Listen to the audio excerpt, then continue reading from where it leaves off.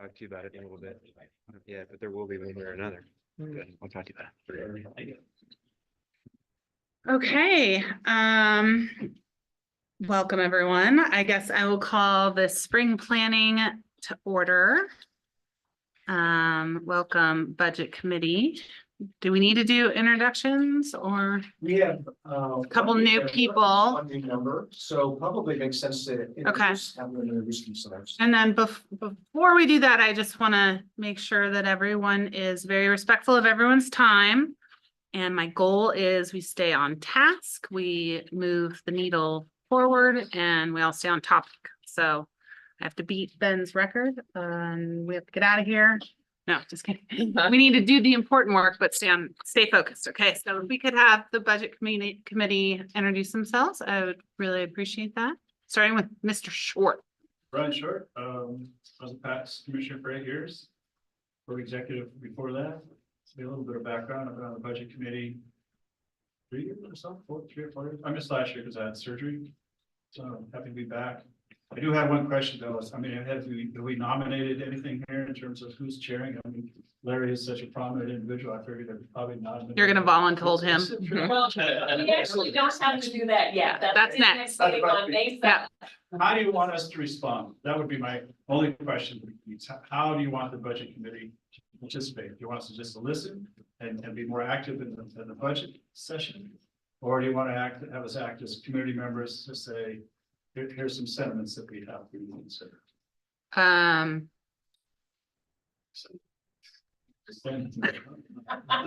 Well, I'm just one board member, but I'd pick B because I'm for the interaction more so than just reporting. Because it's Commissioner, I would welcome you participate fully. You got questions, comments? Let her rip. yeah. So the board members, the commissioners that are assigned for the budget is Commissioner Fox and myself. So probably the best interaction would be to start there. To make sure that we have a back and forth dialogue. Does that make sense? Yeah. Okay. Hi, my name is Bonifacio Romero. I'm a local realtor here in town and Kevin wrote me into this one, so I'm happy I'm happy to help and give my opinions where needed. I'm Larry Brown. I've been on the budget committee for a few years and I live in Parkdale. We have a little orchard, chestnuts, nobody grows. But so I'm happy to be here. It's always a good conversation and there's always a lot going on with the board. John? My turn. So I'm not asleep yet, but it just got I've been on the budget committee for a few years. So we always are enjoying being able to come down here to these planning sessions because we weasel our way in one way or another sometimes if we can. But it's better to know more than less, I think.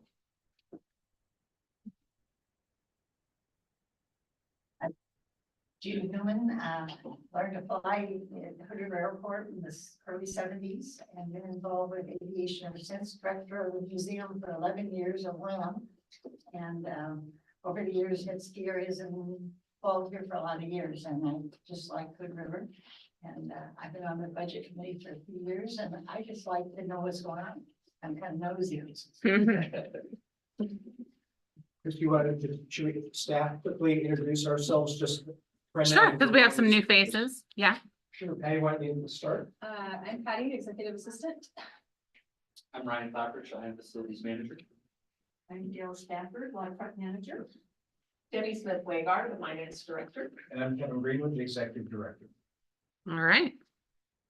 Overview, Mr. Greenwood. All right, I'm just going to summarize these reports. The meeting overview today is really to help staff get some perspective on what we should be focusing on as we develop the 24-25 fiscal year budget.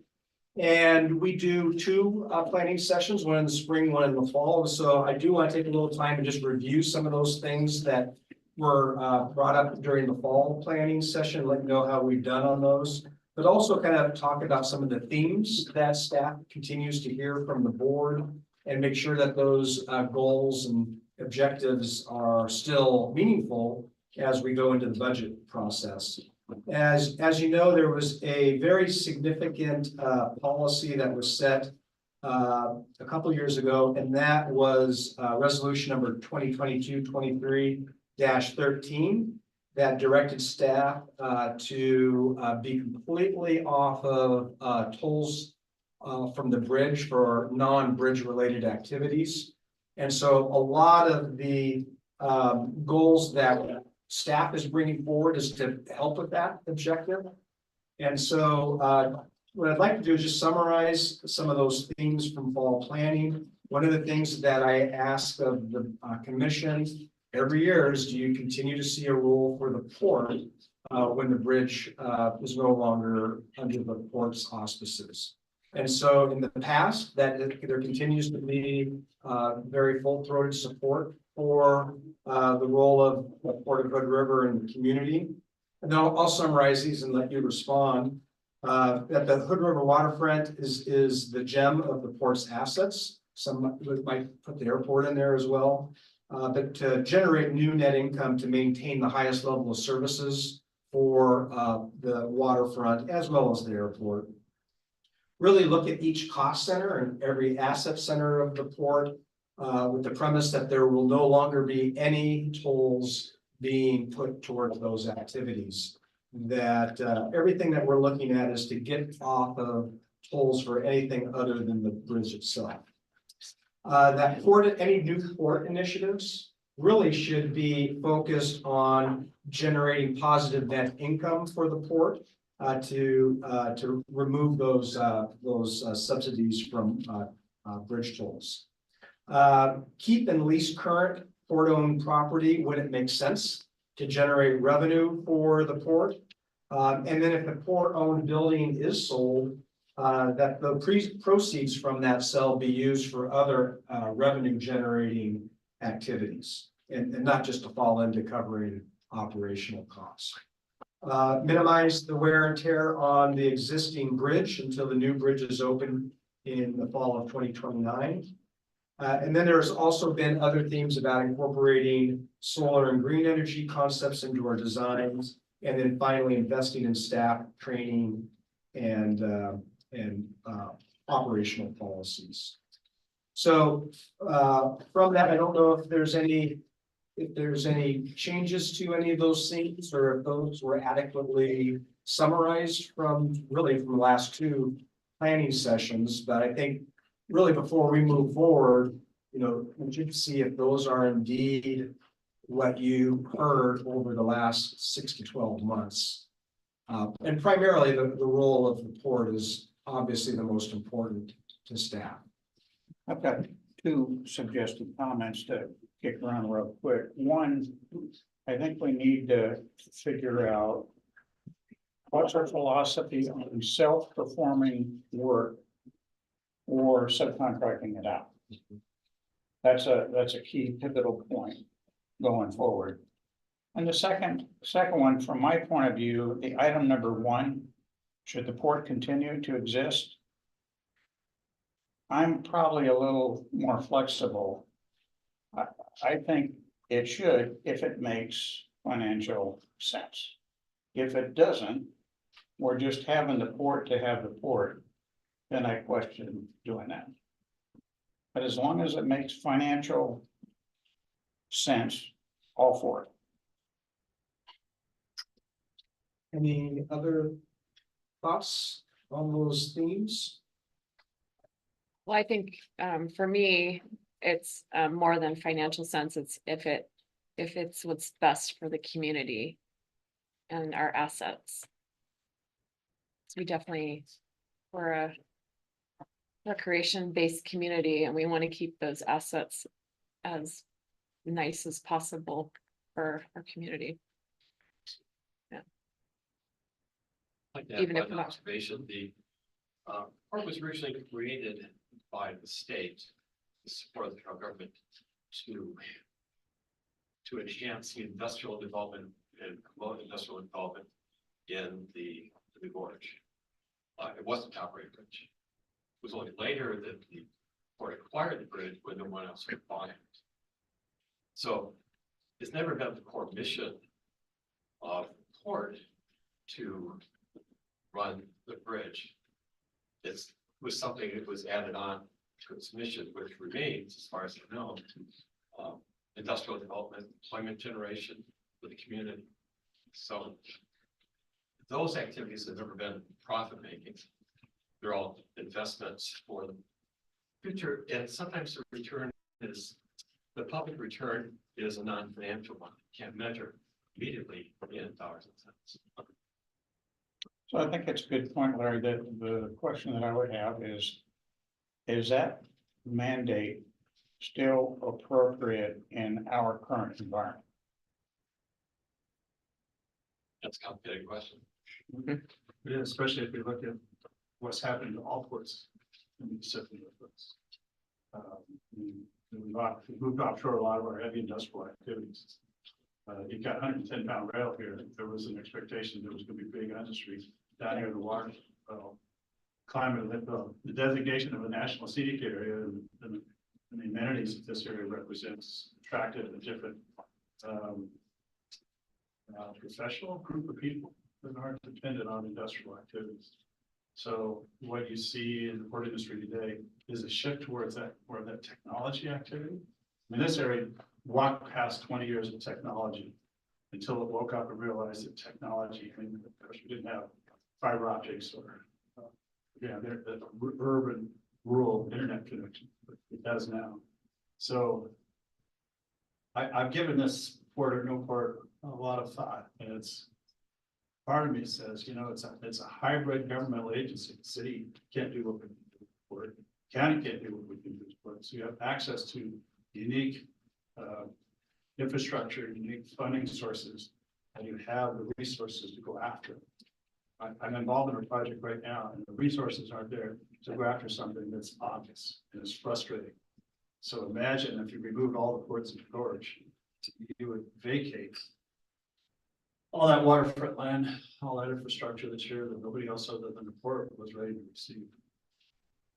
Well, don't get me wrong, I'm very supportive of the port as long as we all feel it's needed. And it makes sense. Not only recreationally, but financially. Here, I'll give you one back. My property tax is $9. Business that I operate here benefited by the 70,000 vehicles that are going through your waterfront site. And I'm only paying $9. Just say it. What's your account number? I mean, it's the smallest number on my tax take. This is the port. But that information isn't out there. That dialogue with the community isn't out there as to what is this port again? I mean, I could sit here and give you the history of the port. From its acquisition of the bridge to the acquisition of Diamond Food, it has contributed significantly, not only employment, but visitations. And virtually every small business in town benefits by this visitation. So yeah, you hard nose it to where you gotta make a profit and you dismiss. You gotta remember what Larry was saying. There's other benefits that come in as a result of its existence. That's, sorry, didn't take much time. No. Well, things have changed, but in the past, the port's been very reluctant to look at its levy in the county, as Brian said. What times have changed? Maybe we're reaching a era where we need to have a discussion with the other taxing jurisdictions about how our limitation on the tax rate is allocated. Especially if we don't have tax and financing available to the scale we have in the past. So just things have changed. Maybe we need to look at things we haven't looked at in the past quite seriously. Okay, so Brian and Larry both took the wind out of myself by starting talking about taxes, but what I was gonna say was, as soon as we have to start thinking about raising our little levy that we don't have much of, thank you. I think we're really going down the wrong road. So what we need to do is everything we can think about to do instead of doing that. Now, we can shrink the port down to what it used to be back in the good old days, which was the secretary and the lady that ran the office and the manager. So that's 3, and the board. the board wasn't paid, so that was a problem with that. But, you know, there's a whole lot of more thinking that we can do. What my development's been, especially with the port over the years, is that they're real myopic in what they want to do, and nobody wants to look outside the box a little bit. And I think that is generally what small boards do. They're who they are, and they're just fine. But they don't bring much from the outside on. Mike there has actually been a voice for different reasons than most of the board has been for a long time, you know, and because he knows what he's doing in other areas. And so one of the things Diamond Fruit never did that made a bad fruit company was they never got a banker in there. They never got somebody from clear to hell outside the business in to take a look at what's going on. So my suggestion would be that when we're looking about doing things like making the airport make money instead of not make money, some kind of a working group needs to happen. And it doesn't need to add more work for you guys or any of the staff, actually. You can just have a working group that gets together and just works really hard at coming up with ideas that might not work, but at least run through the ideas and think about it. And I don't think that's been going on all that well in the last. I'm done. Thank you. So that's great feedback. It is great Notes feedback. here. So since fall planning, there were a number of directives that we heard from the board. And so since that time, a lot's been accomplished. We've developed, or with the commission's direction, a new mission vision statement. We've updated the port financial policies. We've engaged American Cruise Line. We've updated our parking and policies and fees. We reduced the weight loads on the bridge, developed the risk register. We did the market analysis on the lower mill, added the fuel flowage fee to the FBO agreement, and some of the other ones are currently underway. That's the replacement of the financial software. And so a lot has been done since fall planning. So as we move forward, I think really looking at some of the projects that are going to help with the long-term solvency of the port is really, you know, preparing for bridge construction. We got to get out of the way of the new bridge. Really looking at remodeling the Marina East building for moving the port operations over there, at least for an interim period of time. Looking at ways to develop the airport with the North Apron development, South T hangars. Putting in one of the main goals of the port has been to develop that roundabout at Lot 1, which is really a long-term opportunity to remove all the barriers to development on the waterfront. Looking at a policy here on when we get proposals on things to do on the waterfront. You know, maybe there should be a comprehensive policy on how to approach that. And then looking at increasing the paid parking where it makes sense on the waterfront. That was a wildly successful business venture for the port. Continuing to look at either workforce housing or storage opportunities at the lower mill. And then reducing the 30-year CIP for the bridge down to an 8-year CIP. So those are some of the items that you're going to see in today's packet. Again, some of the sustainability, our goals really improving the financial transparency, which we're in the process of doing with our software, establishing these goals for staff, directives, making sure that the commission sees how we are following through on those goals, pursuing projects that generate positive net income for the port. And when I say that, that means increasing revenue, but also decreasing costs. Pursuing practices and projects that will decrease the operational costs for the port. Decreasing the wear and tear on the existing bridge. And really the ongoing increasing employee training. Looks like there's a repeated page there. So that's kind of the background. That's what is really populating this document in front of you this afternoon. And with that, I'll hand it over to the finance director, Debbie. So this was a challenging year because we are talking about getting off the coal subsidies, things like that. So I put this all together. It's also a challenging year because I'm also in the midst of training for the new software. So I have an error in here that I will point out at some point. But in the meantime, I started out with the industrial buildings because those are always the best ones to talk about because they actually do make us money. A little bit of background on this because I think it's really interesting to get, perspective from people that have been here for many years. And then the current commissioners, what your goals are. But the port was, as has been pointed out, set up for economic development, to create economic development in the area. And so originally, the idea behind getting these industrial buildings was to give startups a chance. And so we have. Our startups, for whatever reason, love us so much that they're still there. And so what we do is we start out with, when someone comes in as a startup, we give them a reduced rate on their rent so that, again, they can be a startup and they can hopefully be successful. Well, yes, I know, all of our tenants are paying market rate because all of them are beyond the startup base. So they are paying market rate. Now, we do have some vacancies, primarily in the Big 7 building, which is the one that we'll talk about a lot more later. We do have some vacancies, but the big places where we see really positive net income is from our big long-term customers that have just been there for many, many years at this point. So, so the industrial buildings are a really positive area for the port. And even this particular year, the estimated actuals show a negative amount. But that's primarily because we paid off the debt on the Jensen building that had been budgeted last year. We talked about that. It was partially, we paid it off in advance because it was backed by toll revenues.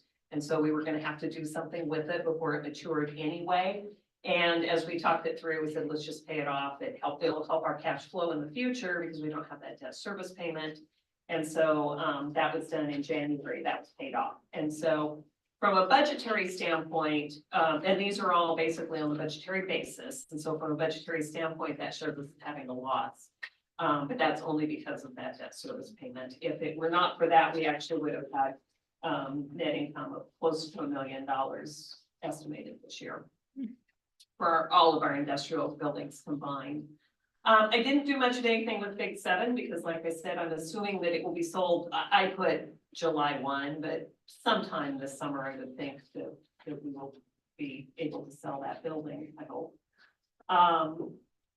And then the other properties, there's really not much to talk about on the other properties. We did get, and we only have the preliminary results so far. We did get a facility study done. So a firm came out and looked at all of our facilities and gave us a list of things that they see coming up in the next, actually, I think they went out 12 years. But that gave me a chance to be able to put in what we think roofs will need to be replaced, HVAC systems, things like that. So those got plugged into these spreadsheets. Did those get sent to the budget committee as well? They have. Okay. They have copies now. I think that those didn't get actually attached to their emails. Okay. But they have them now. So Okay. Hopefully, so feel free. So just read them real quick. Yeah, read them real quick. No, obviously take your time, but please give me feedback on those if there's anything that jumps out at you or if you have more questions. But are these all triple net leases now? On the industrial bill, actually, all of our leases are except the DMV building, because the state doesn't do triple net, so that one, and I'm gonna talk about commercial in just a minute, because there's lots of negative numbers in there, so we need to talk about that one. But I don't believe there's anything unusual with any of the rest of our industrial buildings. So I've got a question on some of these, I see on the chart. You've got some capital outlay that came from this study that you guys did. If I look at like the Maritime building, once we hit 26, 27, there's no improvements whatsoever on. Yeah, and we're gonna that. have to talk about that building because I'm not sure that we even want to do the outlay I understood, and again, this is your policy to feed back to us. But I understood that we were basically going to let that building run out its life. And then we'll figure out what we were gonna do with that piece of land. So I did go ahead and plug in what the facilities study showed me, but I'm not sure that we're going to want to do that level of repair if we're going to let it just run out its life. Yeah, I think that building is one that maybe the budget committee ought to be looking at with you guys that says, hey, what's gonna happen to that spot? If we let it just grade down, when are we gonna take it out? When is it to the point where you can't bring it back? Right. And to me, we ought to know what roughly that date is, and we ought to have a plan for what we're gonna do with it. Right. And so that, again, I don't know what that is, so. Shouldn't that not be part of the budget process? Well, yes, at some point, somebody, if that is the direction that we're going, then we probably will need to have an expert come in and tell us how much longer and what that will be, because I can't tell you that. I can't go look at the building and tell you when it's going to end its life. But they're saying that a roof, that 189,000 in 2027 is a roof. And so we're going to have to talk about whether, so by 2027, I think we should be making some decisions on what we're going to do with the Maritime Building. So that, Debbie, that's the strategic planning problem, Yes. not a budget. Yeah, yes, exactly. Thank you. So, and how's that property zoned, do you know? Light industrial. And I would say that you need to be prepared for the next succession on that piece of property, because there is a park interest that would like nothing more than to move west. Just saying. Yeah, when we get to that, the waterfront recreation, then then we'll talk about that. Well, maybe not about that specific topic, but yes. I know everyone would like to see more open space, but not everyone always wants to pay for more open space And maintain. and maintain it. Well, you have super, I call it super card. So now you're giving up 60% of your revenue with the bridge. So in order to sustain the bridge or sustain the port, going back to the community and saying, just like you're doing right now, we've had to make some decisions that are uncomfortable. I mean, I'm feeling them as a resident of the area, but I understand what's going on, what's needed to happen. But that card should be played hard for the next 3 years. Why are you waiting for that bridge to be in place? You say, we have a situation, you know, that isn't maybe the zoning criteria is right, but we need this for a 10-year period while we recover from this 60% loss off our budget in order to sustain all the amenities that everybody enjoys. Brian, I have a question for you. Sure. What leverage do you see us having with, say, the city?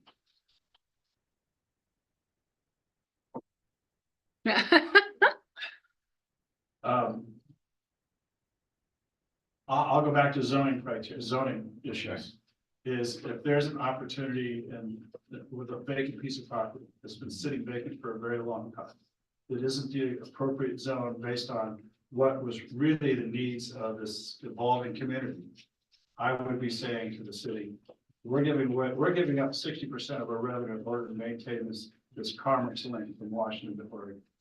Create all these jobs that are necessary. And it's a big bruise on the port. We need help. We need your advocacy to be a part of getting involved with changing this and amending this zone so that we can do what's necessary. I would be going after every legislator that's involved on both sides of the river and saying, either at the state level, at the federal level, we need your support, like you've done with the bridge, to offset what we're giving up. And it is a huge card that you're giving up for this region. It's a big consideration. I've just had some talks with some people in the county, some people in the city. It's like a brick wall. So I look forward to more discussion and brainstorming on this. Sure. Well, certainly on the zoning issues, policy issues for the city. Yeah, so there are things that they can. There are formats they can work within that can help us, look for a path, a more productive piece of future of the land. Or maybe there are trades we can do, which there's no limit to what we can do here within the powers that we have, just countywide. So Okay. It's difficult. I mean, I'll defend. I don't actually know very many people at the city or the county anymore, but I will defend them. They have their own financial constraints Sure. too. Which I know you know that, but, The county more than the city, but yeah. yeah, it's still difficult, you know, when you're talking about whether you're going to fund the sheriffs or whether you're going to fund police. And then your own parks and all of that, so, there's not really any local governments, especially tax-backed local governments in Oregon that have very much money. So they're all doing what we're doing, and that's going through going, okay, where can we raise more money and where can we cut? So everybody gets to go through that process this time of the year. If we move on to the commercial property, this is where, and I have struggled with this honestly since I've worked here. Trying to figure out why our, commercial property doesn't do better than it does, and we're going to be impacting that even more because, so the three commercial properties, the only three of the current buildings that we have that are zoned commercial are the two marina buildings, which we start calling Marina East and Marina West, because we were really bad about calling one of them the Chamber Building, but the Chamber's been gone since well before when I was here, so it doesn't help me to call it the Chamber Building, so we did come up with the idea of Marina East and Marina West, because I know my east from my west. So those two buildings and this building is going away because of the bridge. And the plan, of course, is for us to take over Marina East, and so that only leaves Marina West, but Marina West isn't making money either. And again, this is not my area of expertise. I don't know why. I don't know if our lease is leases, there's two tenants in that building. I don't know if those are maxed out. I don't know if our expenses need to be reduced. I really don't know why that building, is losing money. But it is, I mean, it's to the tune of about 100,000 a year. It's losing money. So that someone needs to look at that. And I know Andy, oh, no, it wasn't Andy, that just walked in the door. Hello, Claudia. And Mendenbach is going to, I thought she was going to be joining us. She's got about 2:15. Okay, and so she might have some input on this with, given her history, but, that building, it doesn't seem like it should be losing money. And I'm sorry, because I was looking at the wrong numbers. It loses about 20,000 a year, but the point is, it loses money. It doesn't seem like it should be. Again, we have the state DMV in there, and then the newspapers. So, anyway, that one definitely needs to be looked at. And then the port office building, of course, is going away. So, so we don't have to worry about any more losses from this building because it's going away. So I think that that's really a valid area to look at, is to look at our commercial, well, especially the one building primarily, and see if there's a way to make it profitable, or if that's the next one that we suggest that we sell. Because right now, I don't see the board having the resources to subsidize a commercial building. Yep. So I'd like Oh, to no. maybe talk and challenge a little bit about what you just said on the Okay. office. If you look at the chart. So you got total revenue coming in, then you have personal services, wages, benefits, and so on. And for the case of 24-25, that value is just shy of $65,000. What does that cost include? It includes a portion of the, most of it is maintenance, the maintenance staff. And what they do out there, but part of it is also overhead, so a little bit of me, a little bit of Kevin. A little bit of, so the office manager does all the billing, cash receipting, that kind of stuff, so there is some overhead in that as well, So where I was going with this, if we shut this building down tomorrow, this building. how much would you reduce out of that $65,000? Or would it get shifted to another building? So you're talking about this building? Yeah. Okay. Okay, that amount, that will reduce some, yes. So then if you look at also then the Marina office building. That's what I was looking at. Okay, so the Marina office building, that's and I need to get these labeled correctly, that is Marina East, and so that is where the port would be moving, is over to that. Okay, so what building is this one? This building is Next, the port office, and Okay. it's the one that has the gray, the big gray, it's all grayed out after 25, 26. okay, And So- I'm assuming will be moved out. so the 25-26 number is $21,000. Mhm. Okay, so if we shut the building down, 21,000 goes away, it doesn't get redistributed to any other building. No, because I believe that, what we're already doing over at the Marina office building, I believe that that will just continue on.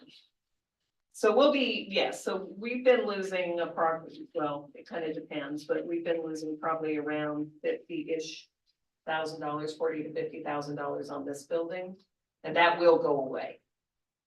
Okay, when you look at the next couple of years, is there a way that you can sort this that shows us what's happening to the overhead?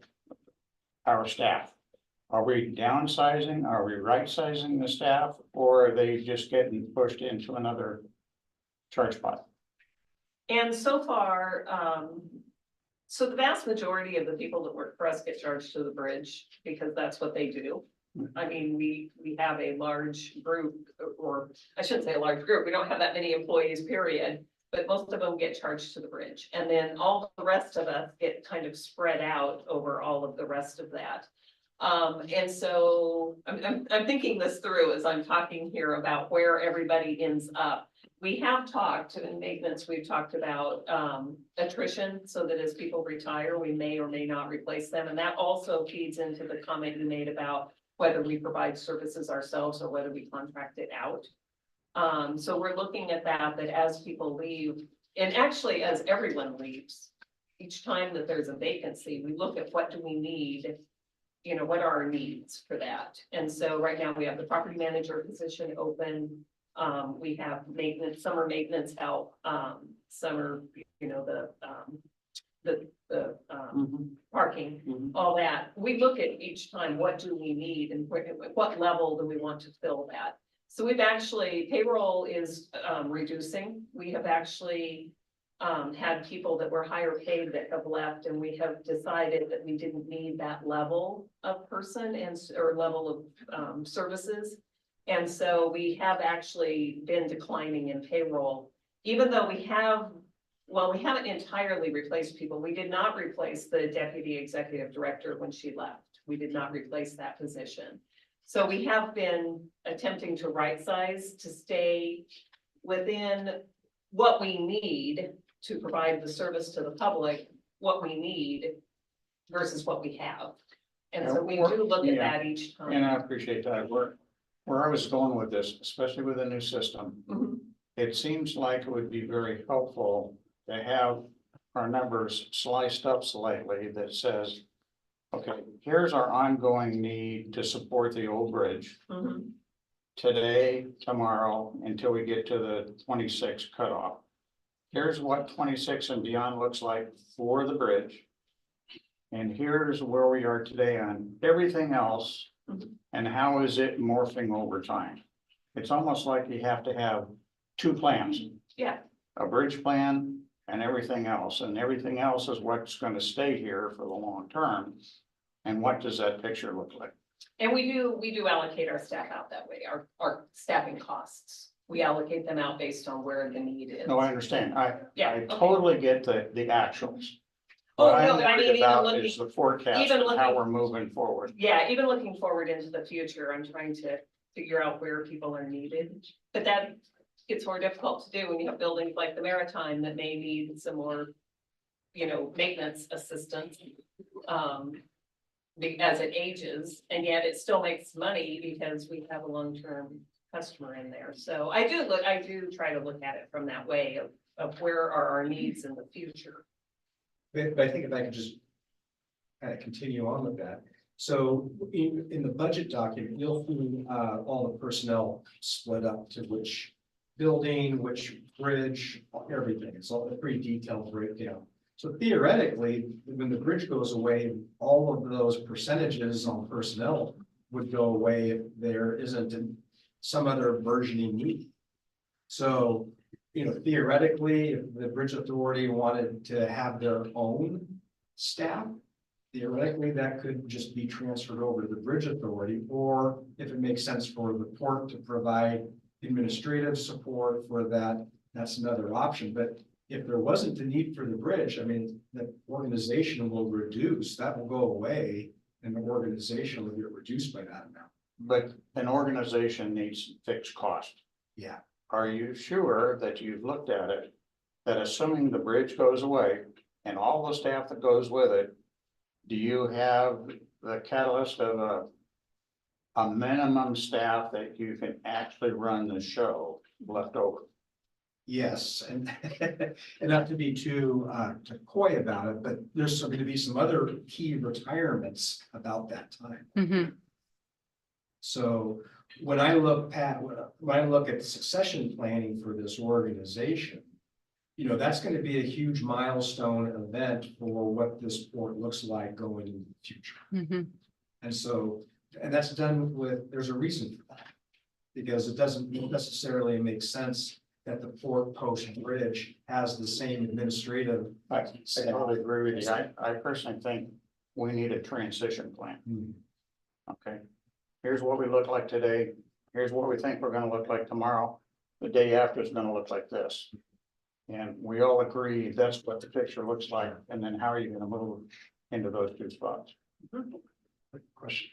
Can you still enter into a agreement with the bi-state group, the bi-state bridge replacement group, to compensate the port as these impacts occur to it during the transition to a new bridge? And doesn't it fall under federal relocation? Well, theoretically, the port just entered into that. Right. There was a. So let me give you the 30-second version of it. The two entities signed an agreement, interagency agreement, that certain support Mhm. is provided by the port to the bridge, and the bridge will pay for it. I.e., part of Kevin's time, part of Debbie's time, part of other people's time. When you look down the road, when the new bridge is up and running, somebody's gonna have to maintain it.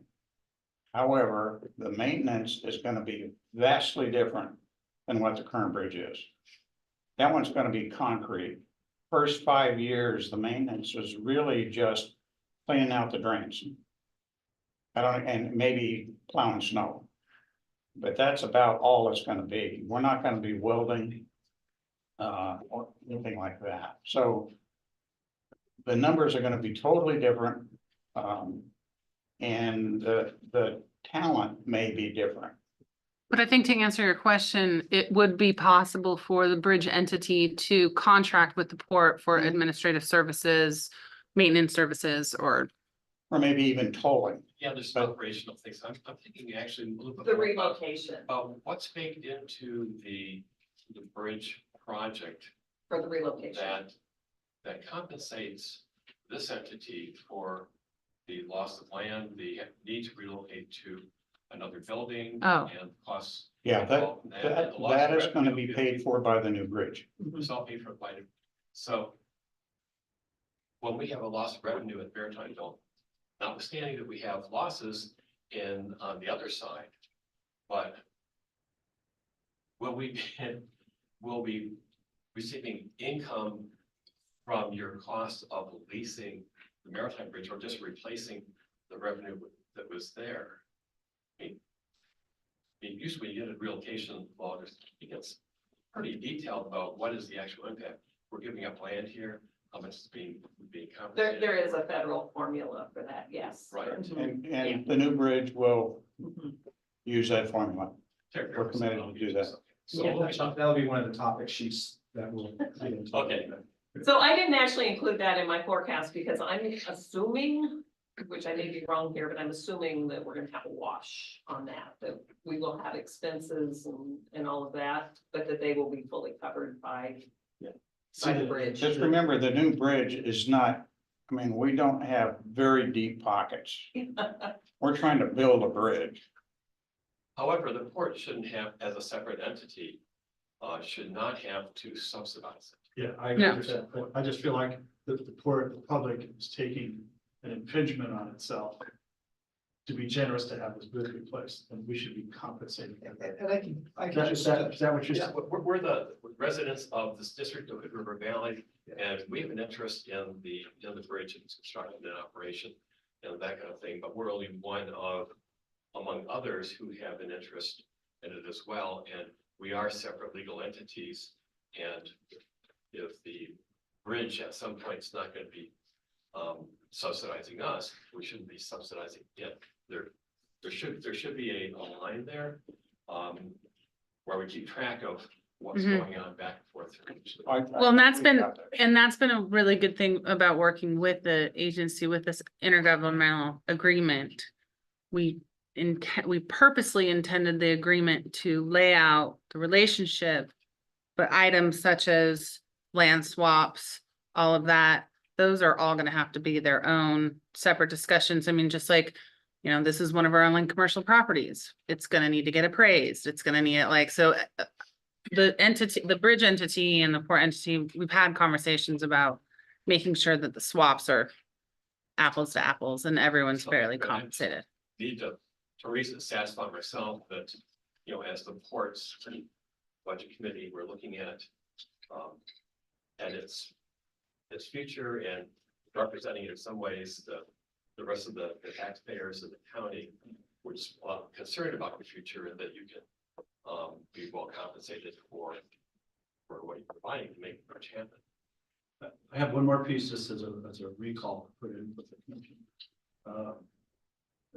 Maybe Commissioner Shepherd, remember Fred Cowell put together a tolling designation for the Port of Hood River for a region. And we entered into an agreement with the Port of Cascade Locks to say we will handle your tolling. Mhm. Where does that go? Does that stay with the port or does that go with the bi-state commission? Hmm. It's a business. We haven't decided that. From the new authority point of view, we haven't decided what's gonna happen with that. I mean, one scenario is the port could stay as the back door for Cascade Locks. Yeah. Fine. Are we gonna use the same tolling system on the new bridge as we do currently on the old bridge? We don't know yet. I'm thinking about what Larry's comment was. There is a lot of, in this country, there's 43,000 bridges that need to be repaired or replaced. And in the Northwest, we have a lot of smaller bridges. I mean, the big bridges you won't touch. You won't do the Columbia crossings. You're not gonna do the Tacoma Narrows. But the smaller bridges, this port has a business enterprise. It sounds small. It's only a mill of a cent. But it adds up when you got 2 or 3 million cars going back and forth. So I'm bringing back to the table the discussion that occurred when I was on the board. So that it's not lost. That opportunity, in my view, was something that was very enthusiastic. Oh, No, I can tell you from the new authority point of view, the whole tolling system approach is wide open right now. I personally think we're about a year away from locking that down as far as the big picture. But it'll get locked down and is one of the options to use a system that we have here? Absolutely. But it's not the only option. So Brian, are you talking about the initiative idea circa 2018 or something like that about expanding the Port of Hood River's tolling capacity to like find other clients, Mhm. kind of build up a business there? become a data center. Uh-huh. I mean, what I looked at in this budget was getting outside the box. What other ideas might be there that are non-traditional that the port could enter into? And that was one of them that, you can become a data center. I mean, we had a visionary practice with that guy.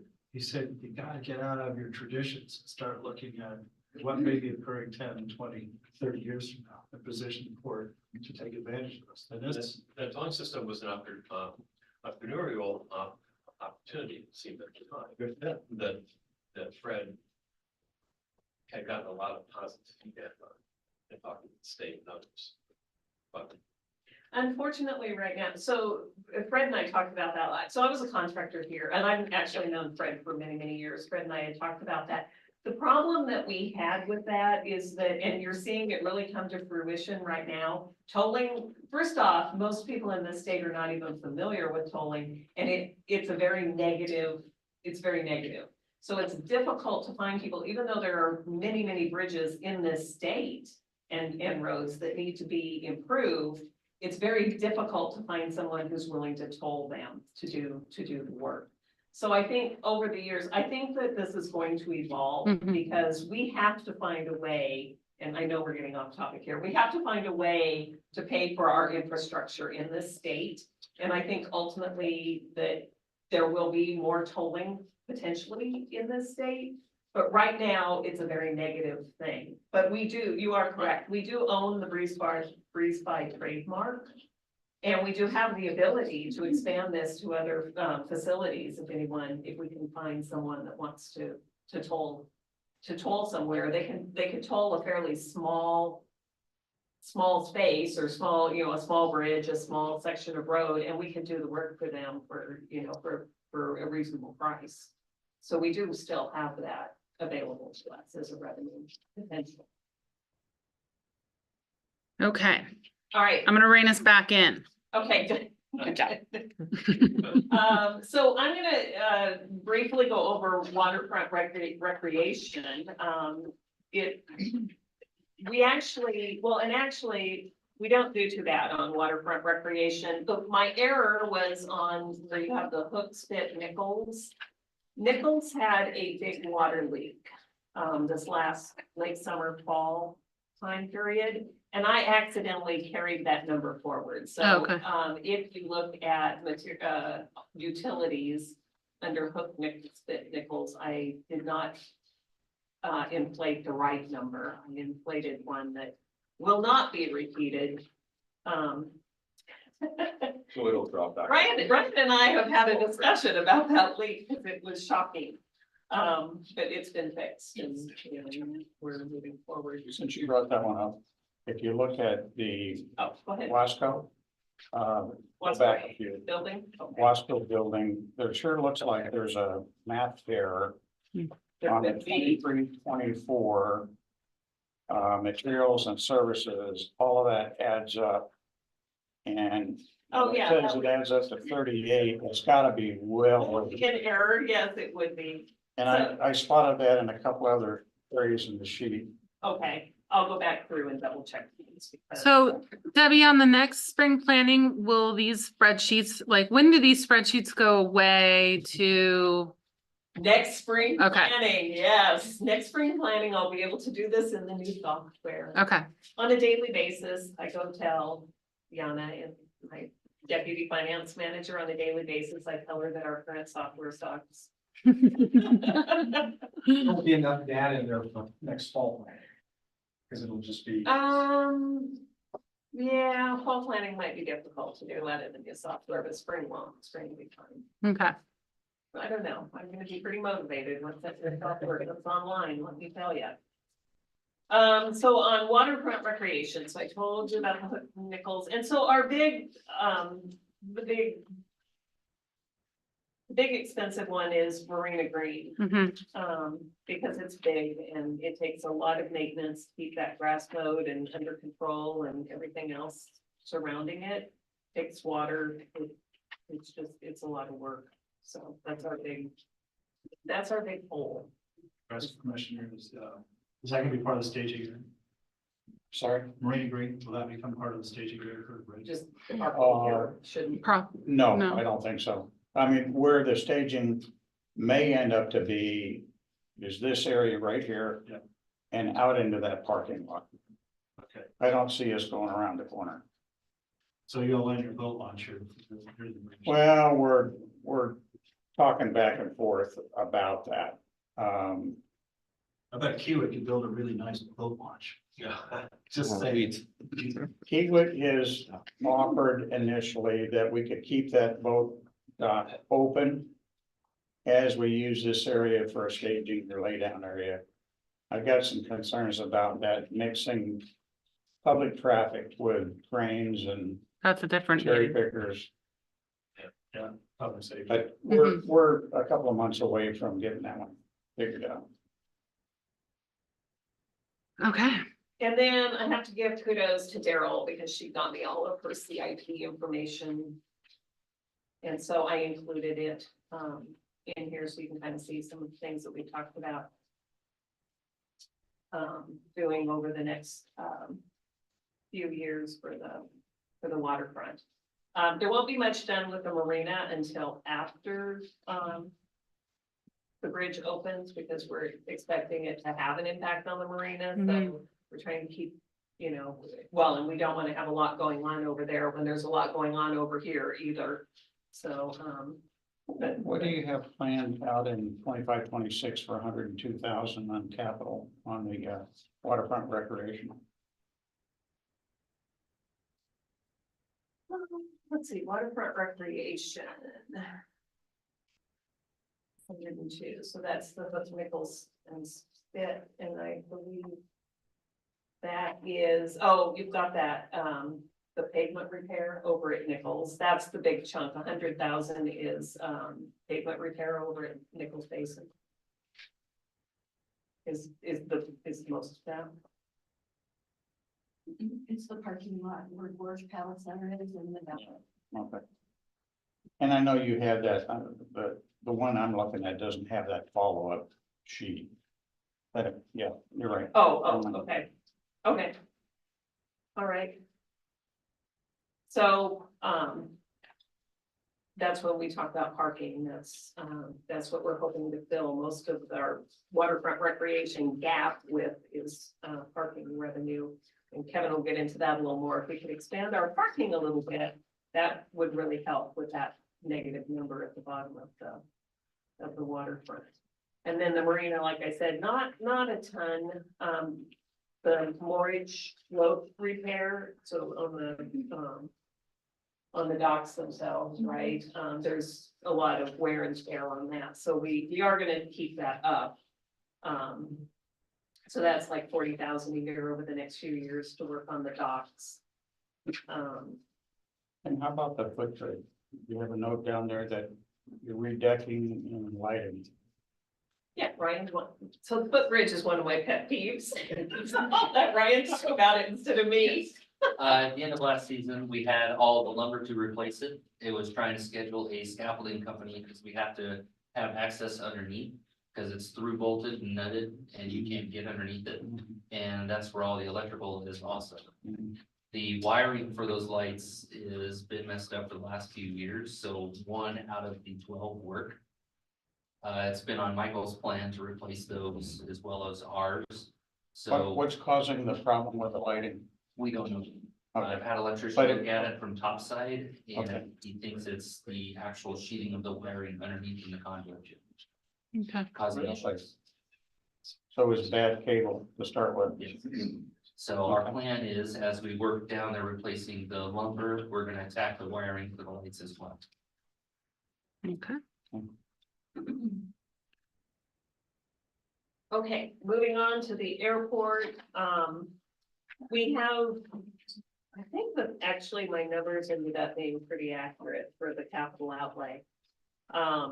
I did assume in, let's see, I assumed, where did that number come up? You had pointed it out. I did assume that we would have, 25, 26, yes, that we would have more, T hangers. So just for point of order, will you give me your proxy for airport votes? Yes. Not back. Yes, I give you my proxy. All right, thanks. And so we are still talking about doing the South Apron, T hangers, and so I assume those went online next year, which might be a year early after talking to our engineer that helps us out with airport stuff. That might be a year early, but we should, hopefully get a few more, hangers on. We have a long waiting list for hangers, so they can be filled almost immediately if we can get those filled. But other than that, everything else is pretty much the status quo on the airport. We get money from FAA every year to do improvements. We try to save that up until we have enough that we can do a significant improvement. But that's kind of where the airport is at. We're getting close to having it operationally at least. Well, it does operationally, I think it breaks even. It's just improvements that we Mhm. have to figure out how to pay for. Question, not so much a question, but a request. Your budget sessions in June, so. Well, May 7th will be the budget But, okay, committee. May 7th. So you got a little bit of time, if not, I was gonna say, gee, it'd be sure nice to look at 5 general aviation airport budgets that have been adopted in the Northwest. Last 45 years. You have that, I've looked at a lot of have you? airport budgets, yeah. Okay.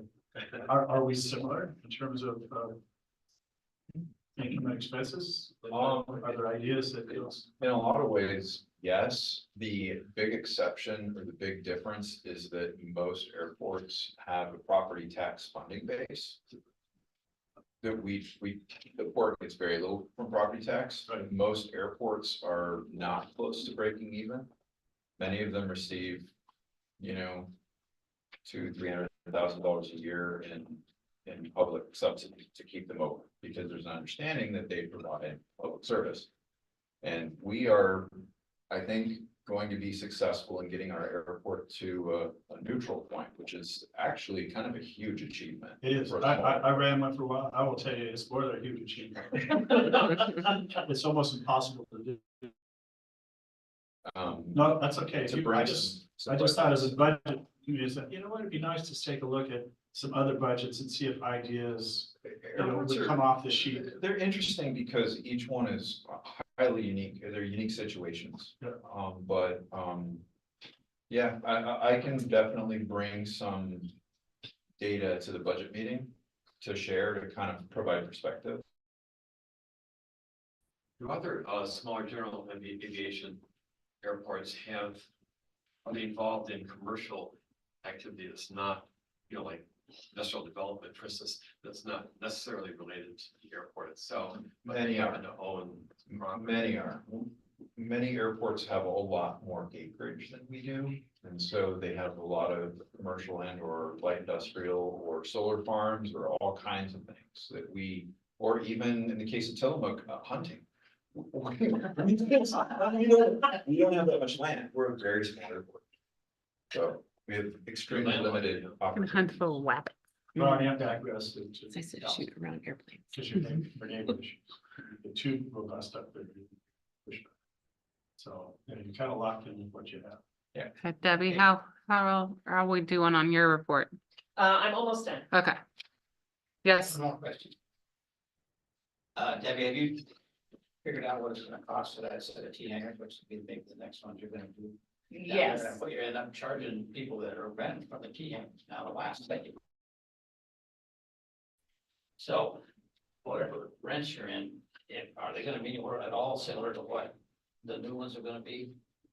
And are the people that are the 50 people who like to have an airplane in there, and they're cognizant of what's gonna cost them on a monthly basis to keep it? I estimated it at the going rate of what we're charging now.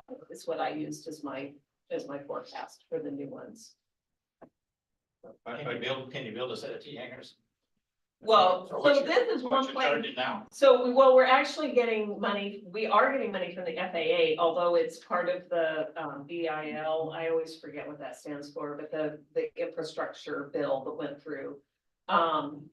It is coming through the FAA, but it actually is going to allow us to build T hangers with it, Heavily subsidized. heavily subsidized. And so over the years, FAA has never, so this is something new. Mhm. It is, and it's a one-time thing. It's just with this infrastructure bill that was passed separately, so it has nothing to do with any of the rest of the money that we get from FAA for the airport. It's totally separate, but it does allow us to build the T hangers.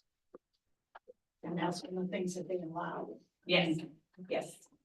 Are they 100% or is there? a maximum? No, it's, I wanted to say it was like 1.3 million was the construction value for the 10 T hangers.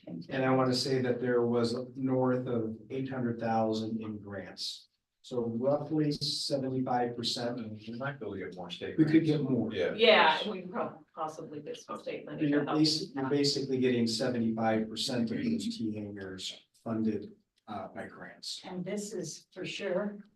The FAA's do it, this is gonna happen. Yeah. Yeah, This is the FAA has approved doing this. Again, it's a one-time separate thing. It's not at all associated with the other money that we get. Strike while the, Yeah, Oh, so we grabbed it.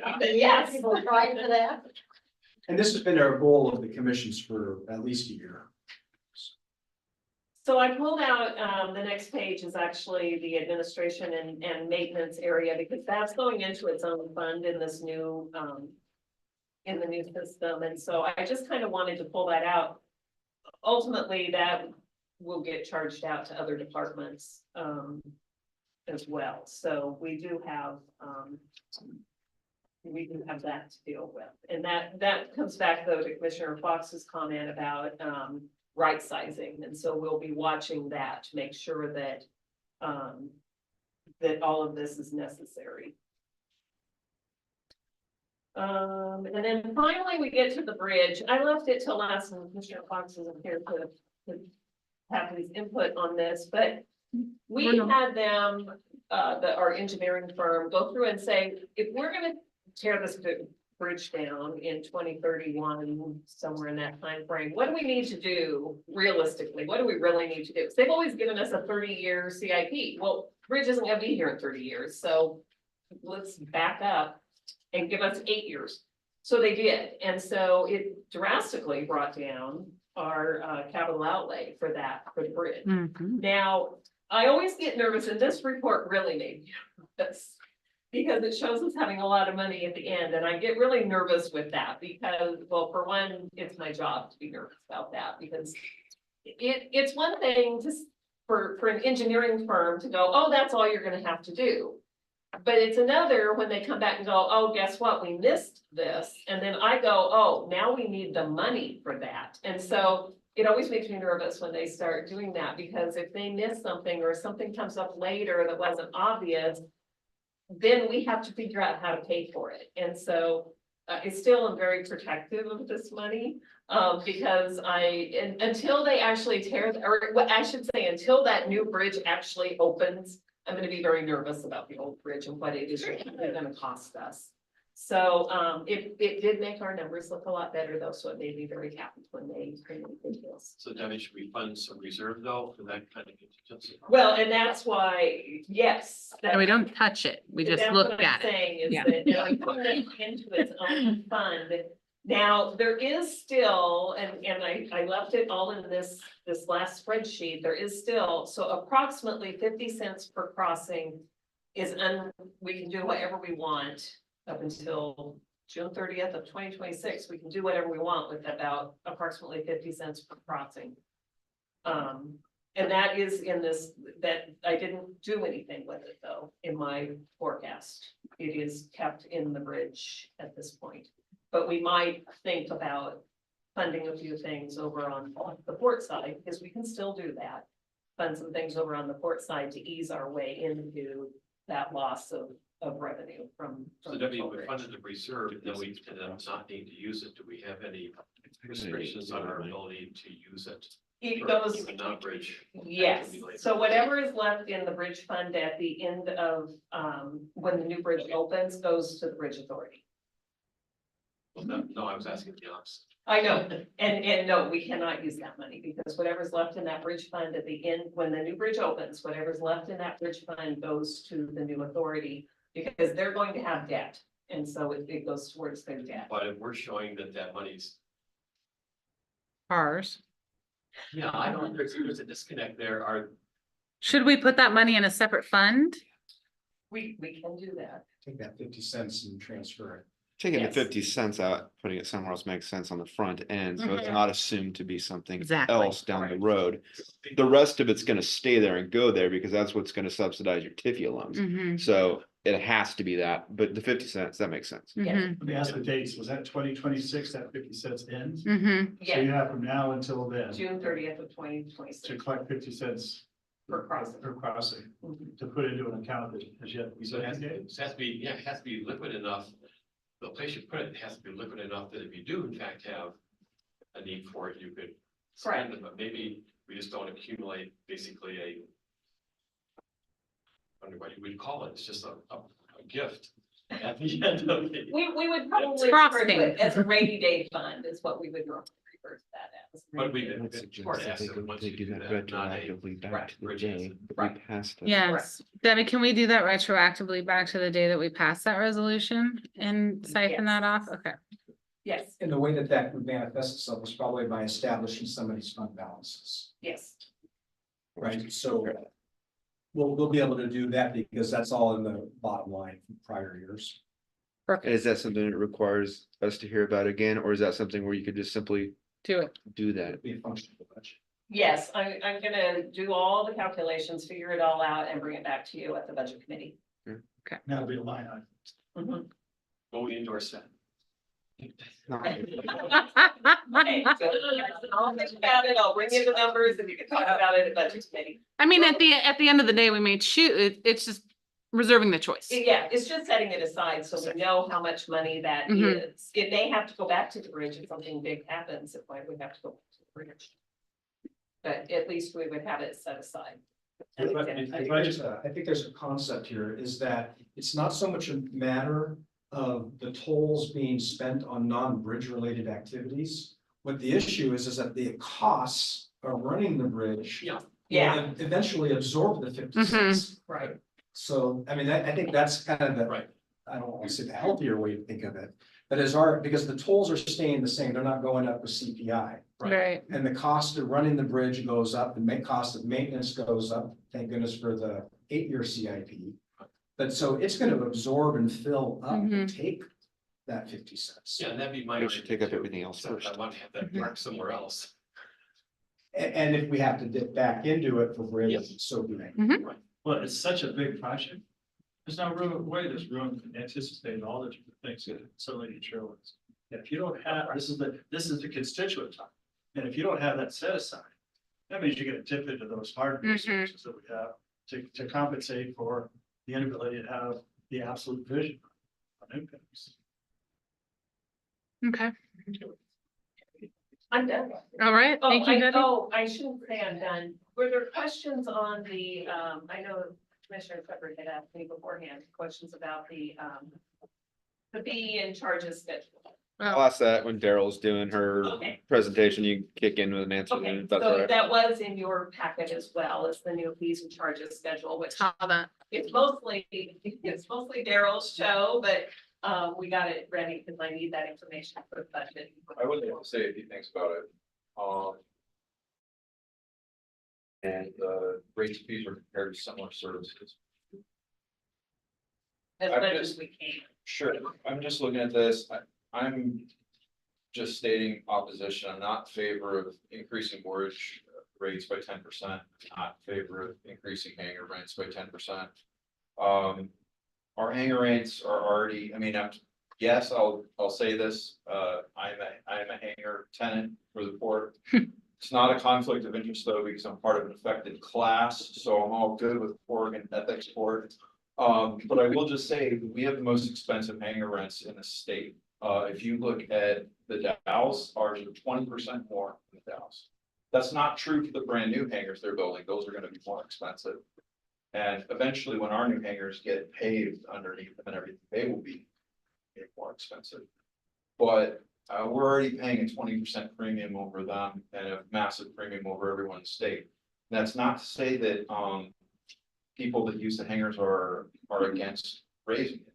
Just exercise some fairness and consistency. I think the policy for other hangars on the airport that the port owns, it's basically 5% or consumer price index, whichever's less, every year.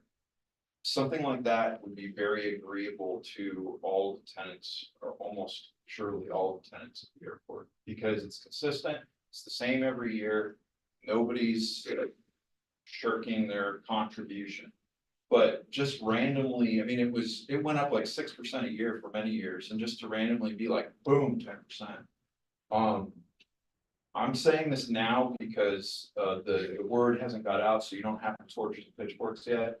And I imagine the same thing might be true with the Marino 10%. And I guess my big concern is that these 10% hits have the potential to price people out of aviation have the potential to price people out of the marina that would otherwise be there, and it just makes it more of like a wealthy person's activity.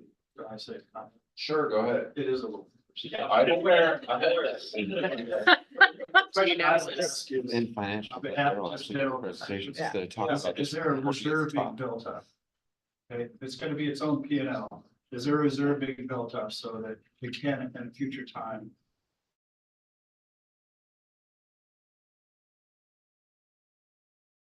The the general sentiments of the community? So I can't speak to the marina, but I can speak to the airport, but because of our FAA grant assurances, money raised at the airport is supposed to stay at the airport. Yep.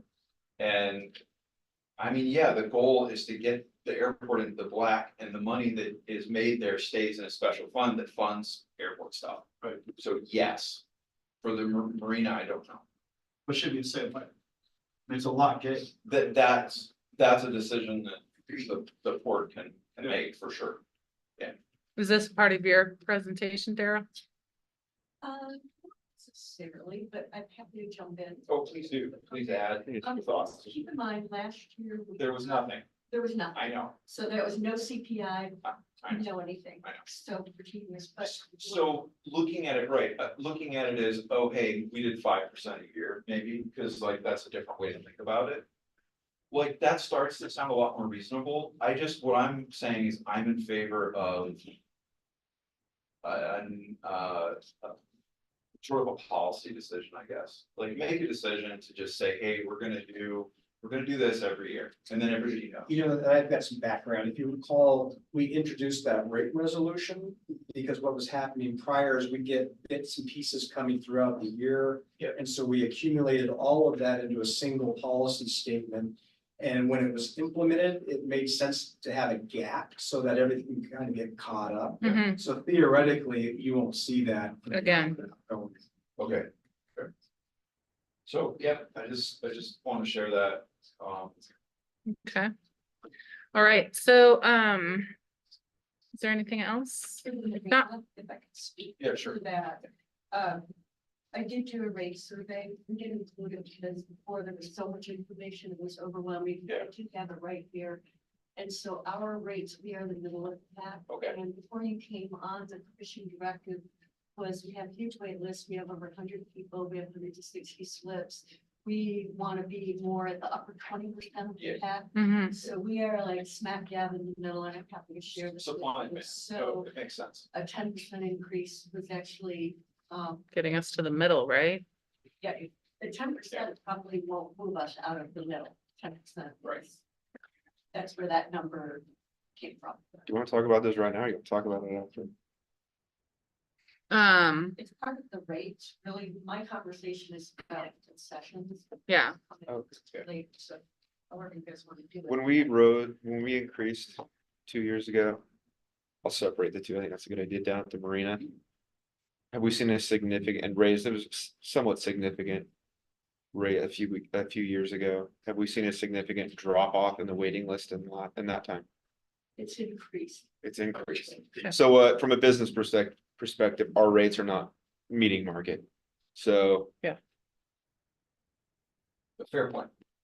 and it is not something that I would consider a staple, meaning this is a luxury expense for most people. This is a hobby. This is recreation. You know, raising mortgage rates does not affect, I don't think some of the opportunities down there like sailing, like some of the kids events that's separated out. I have no problem with raising it to meet market at all. And whatever that percentage is, be that if that's 5 or if that's 25, I have no problem with that.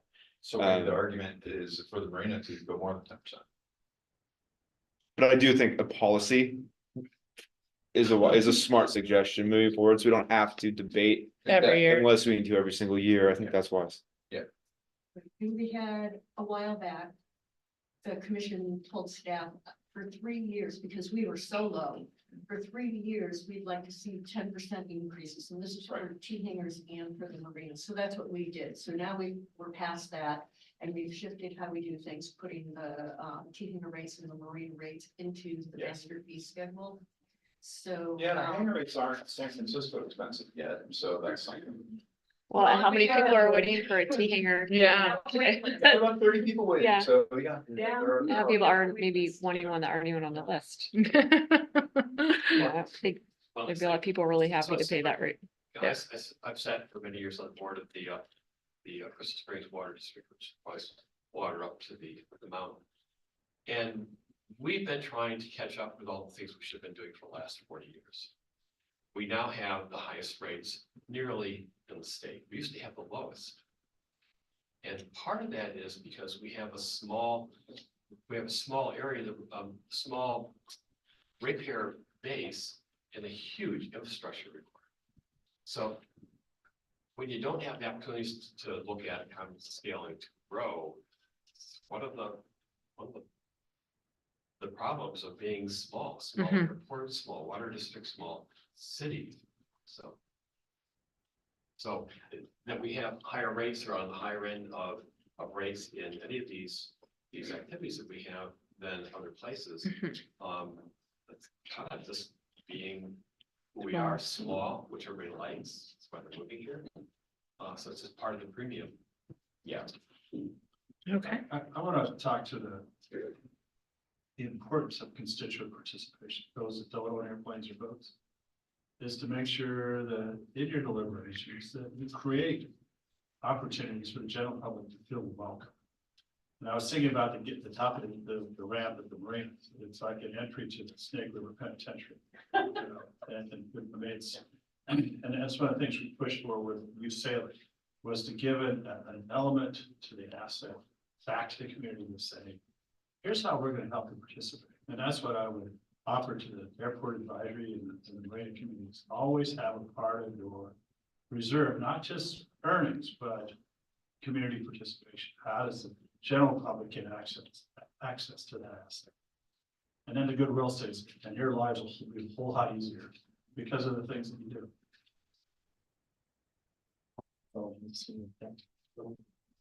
Okay, so we are, yeah. go ahead, Now, do we want them to draft a rate, a some policy? policy that lasts a period of time, or? I think that's probably wise to look into a longer term policy of a consistent increase Yeah. for transparency for the public, Standard CPI plus a. plus percent. whatever it is, when you look into it, is a fair and reasonable. Well, and should we, so at one point, as Daryl was saying, we were told by, or she was told, I wasn't here.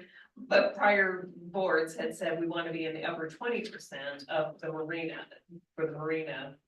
It was, and T hangers too, well. it's We're not number like one T at hangers. T Yeah, Yeah, teenagers were there. yeah. Well, do we want to make sure we're in the upper 20, the upper 10% and keep it there of, I think Mortgages. yeah, I think that's So reasonable. maybe keep working that over time. I mean, we Mhm. don't want to hit them next year, right? No. you, with you one can't huge- double in a year, but in the next 5 years, we need to be in the top 10% of Oregon mortgages, something like that, whatever you guys Okay. decide. There's also a difference between those asset centers that are operating without a subsidy, which is a little different criteria than, let's say, the airport. The time being, so, and then also the capital needs, right? How do you fund those big capital Mhm. needs? So we can work on. Yeah, some we can work criteria. on that. Okay, Yeah, Good get mock-up suggestions. meeting in, perfect. all right, so now are we at I see a big break in our agenda. Do we get a break? Where are the cookies? Again, no snacks. I turn over to Starbucks. No, I'm totally kidding. You can run to Starbucks. Is everyone okay? Need that sugar rush. 2 minutes to run to the restrooms, all right? How about a 2-minute quick break Okay. for restroom break? And Kevin, Christine, you can why don't we start, run. Come back, we'll start with the big 7 Yeah, that's fine. item, which is page 117 in your packet, Okay. which is the last page.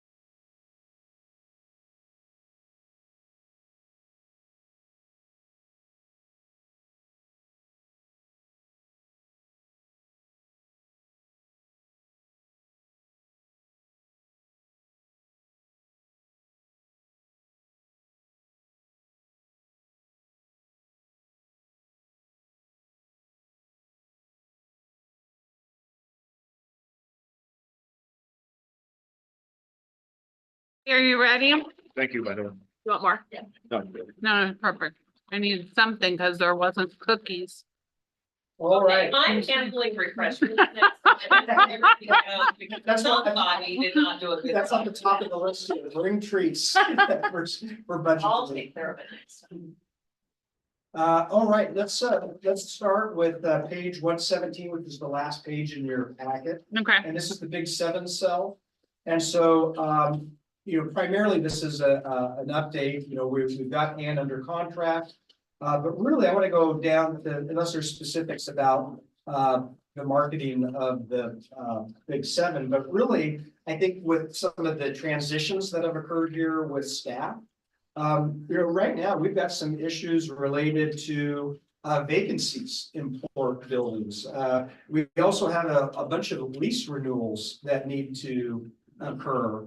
And right now, certainly, we don't have that, we don't have the capacity to do that well. And so really, I think the discussion item for the group is, certainly during this interim period, does it make sense to contract, for those marketing our vacancies and managing our leases and lease renewals. And so I think for Ann's here, we've got her for about a half hour, maybe a little less. So I'd open it up to the commission and the budget committee about that item. You said it's intermittent period. What's your end goal then? Intermittent between what do you think? Well, I think part of it is, how does this go? I mean, let's say that this ends up being a really advantageous relationship. Maybe that changes what that position looks like, or maybe it just simply gets pieced out. Another component is the airport management. And one of the things that we're looking at is potentially bringing in Jeff Renard from Dallasport to do kind of an assessment on our airport operations. So, maybe take a step back, look at how other ways, talking about, future downsizing, how much of this can we actually contract out? And let's see how that goes for 6 months.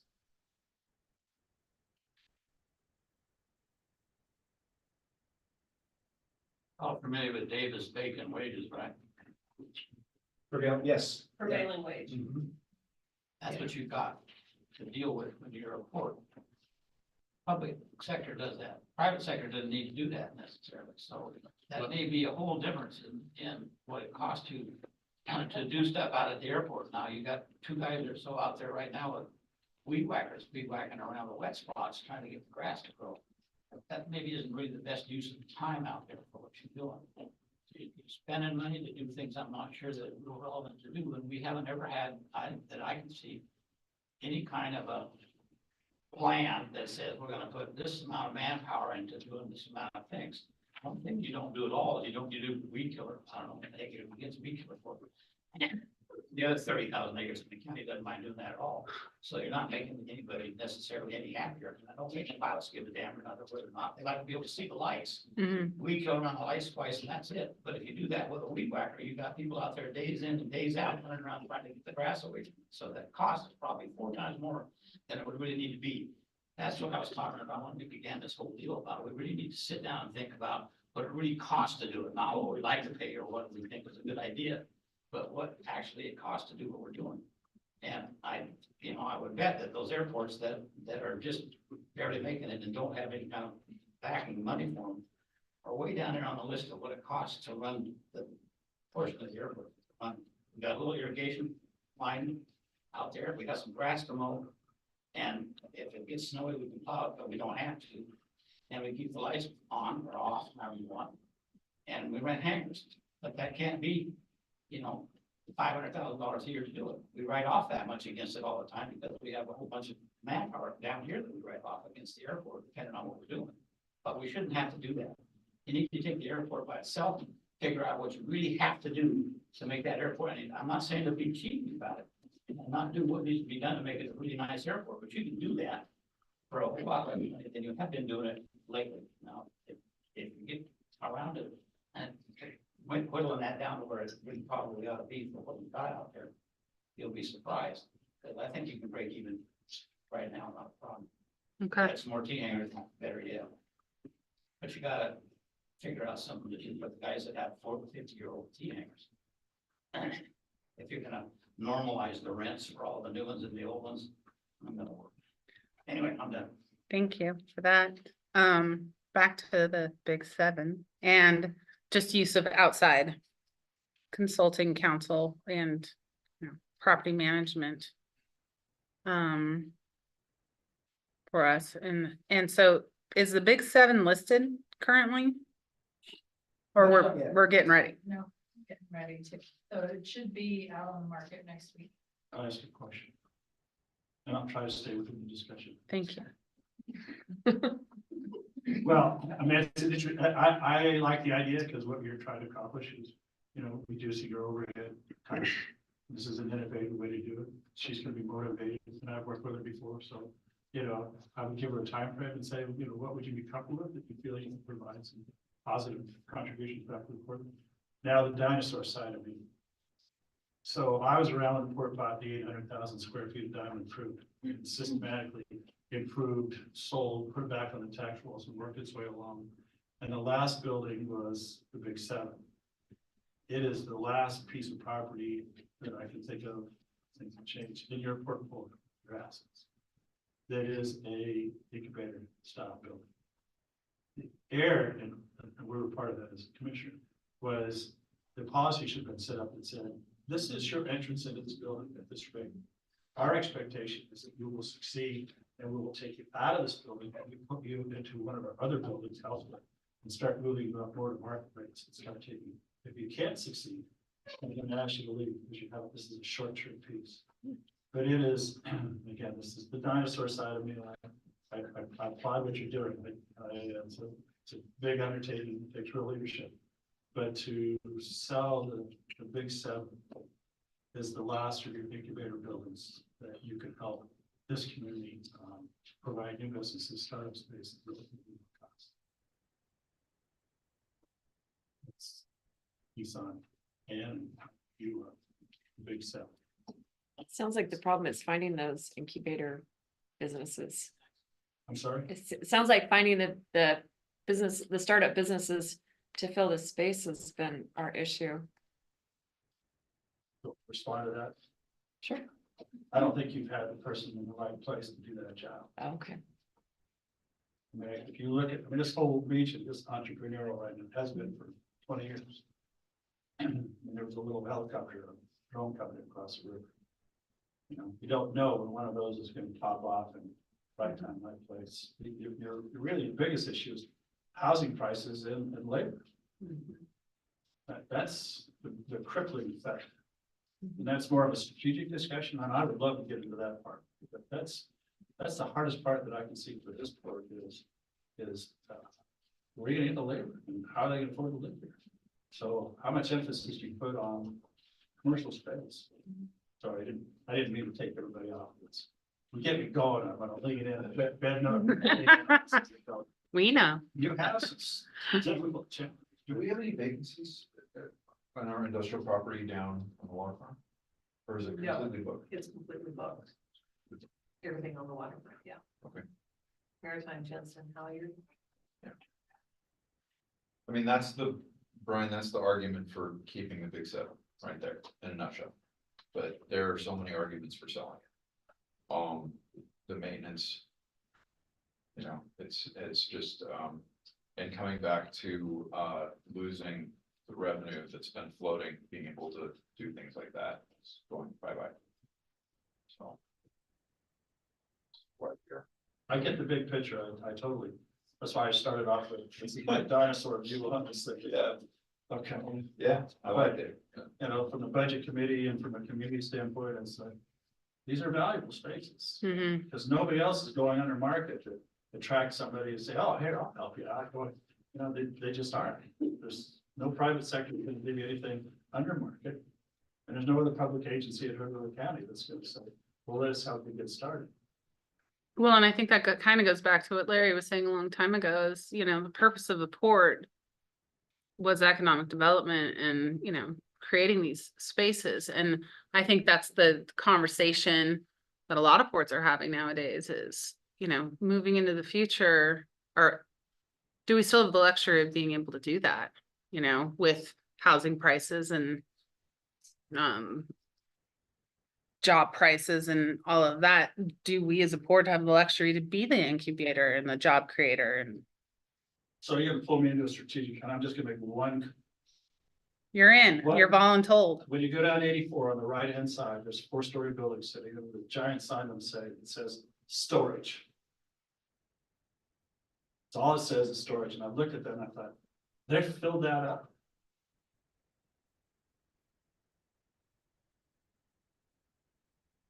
Storage.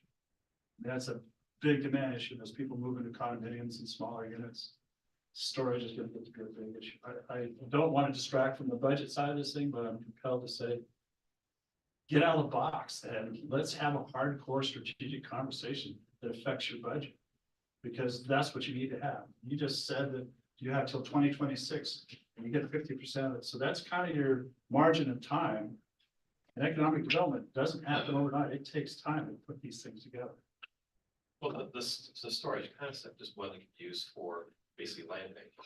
Well, that is something, lower the operating costs, or get rid of them all together, just making it a net positive cash flow thing while you're waiting for market to change or something else. But if the basic problem is that startups aren't financially, or space for startups is financially feasible because of the rest of the labor market issues with housing, then it's maybe a different issue. What do you hold? Headwinds. And I have two things for this report. One is, and really it's just using the word storage. So what does storage mean? What can you store at the airport? What can you store in the water? What can you store? No, no. What can you store in these vacant buildings? What can you put in these vacants? Because that is a big issue, storage. And it could be a lot of different things, storage. I mean, what industry is desperate for space outside the urban areas that they can store things that you can make money on? And the other is that you're at the epicenter of events. And I don't mean just for the summer, I mean 12 months out of the year. That would be what I would press your staff on, is to say, what events could we be involved in for 12 months? Not just the 120-day burst that takes place during the summer, but for the rest of the year. That lot one is that. It's just been sitting there for so long. Yeah, that's a whole different meeting. Well, if you're not ready commercially, we go look what's going on in Portland. It's Yeah. kind of we're sort of a small microscopic piece of Portland with all the commercial space that's vacant. People don't want to go to an office anymore. They want to stay home. Although I have heard, you know, the investor just a bit. A lot of these professionals would like to have it away from the home office. It's not a big space with a sort of an open center where they can talk to other people. Yeah, you can turn around and talk to the people behind you about that. Yeah. Especially at a lower price point.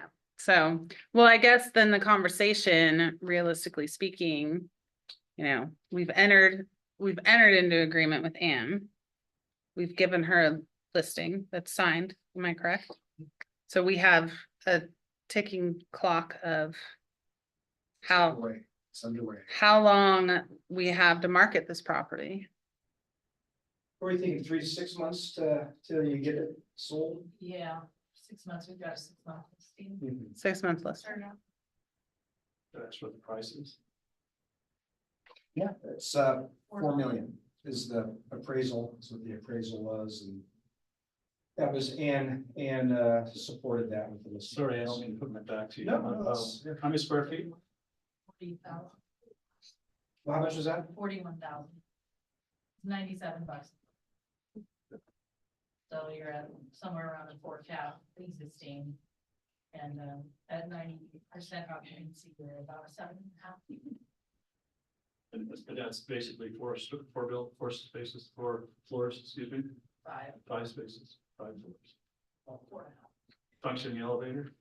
Partially. That's part of the problem. Most of the time. I use that elevator.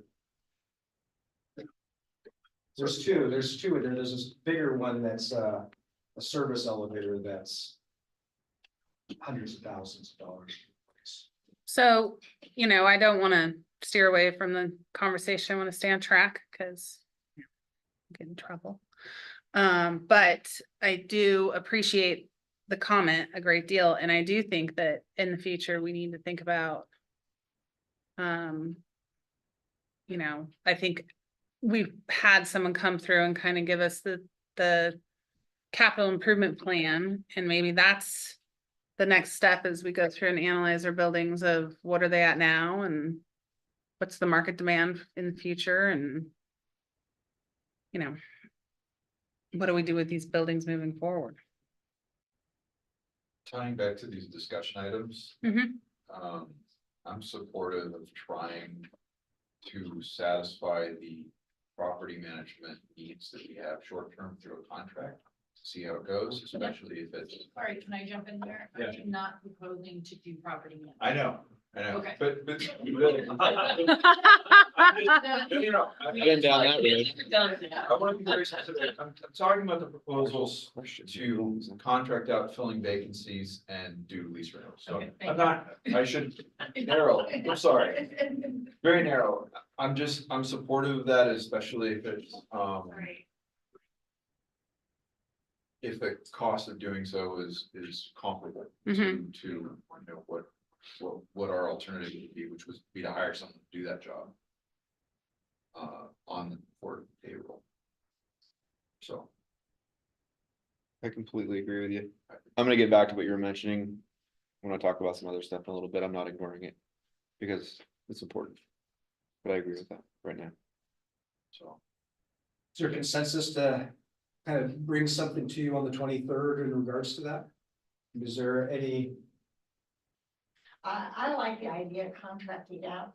I mean, it's just like I think about at the airport. I think we could contract out mowing much cheaper than we could do it ourselves. I mean, the port could do it because of the wages the port has to pay. Mhm. And I might be wrong, but I'd like to figure that out. It would be nice. In the years I was at McMinnville as airport manager there, we found out we contracted out much cheaper than having somebody on the city do it. We didn't have to take care of equipment, we had a lot of pluses, but anyway, that's just a thought process that I think sometimes. So it sounds like these are two different discussion items. Bring Ian in to focus on the Big Seven sale is one topic of discussion, and then the second one, which is split, would be future contracting services. And I think if, you know, from my perspective, so I agree with these discussion items, but I would remove Copper West from it and just say, do we want to look into contracting out to fill vacancies in port buildings? See what I'm saying? So we procure from, you know. Same thing has happened to the Forest Service. You look at how many of the parks or things are contracted out. Mhm. Now it's not done, they don't take care of their own anymore, because they came down to the cost of doing it. And I've seen that with a lot of different entities. But as far as the Big Seven, we're under contract. It sounds like we're moving forward as for next week, and then the job of Anne will just be to report back to us and keep us updated as to everything, all the magic that she's working. It's gonna be magic.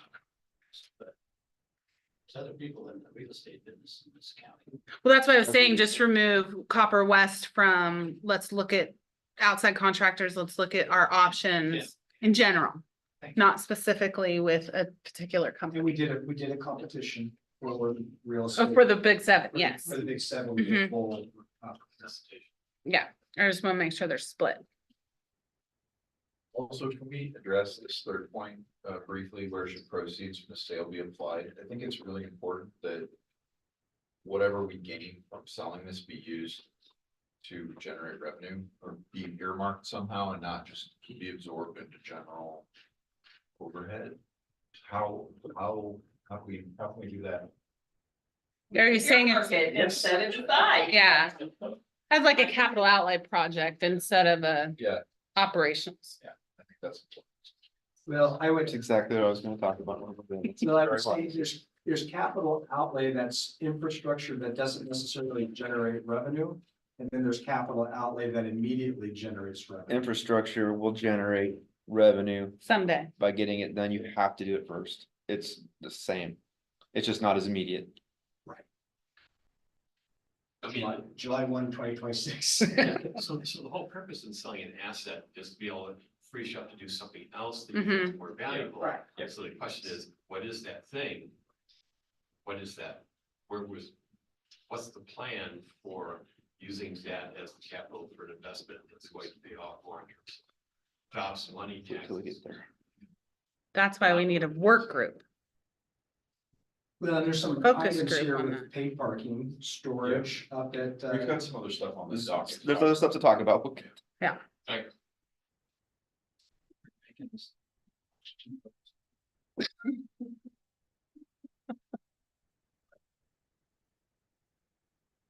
All right. Does that give you direction on that? That does. I'll bring something back. I'll do a summary on the 23rd. And so she's already left, hasn't she? Mhm, Okay. She's busy. Back out.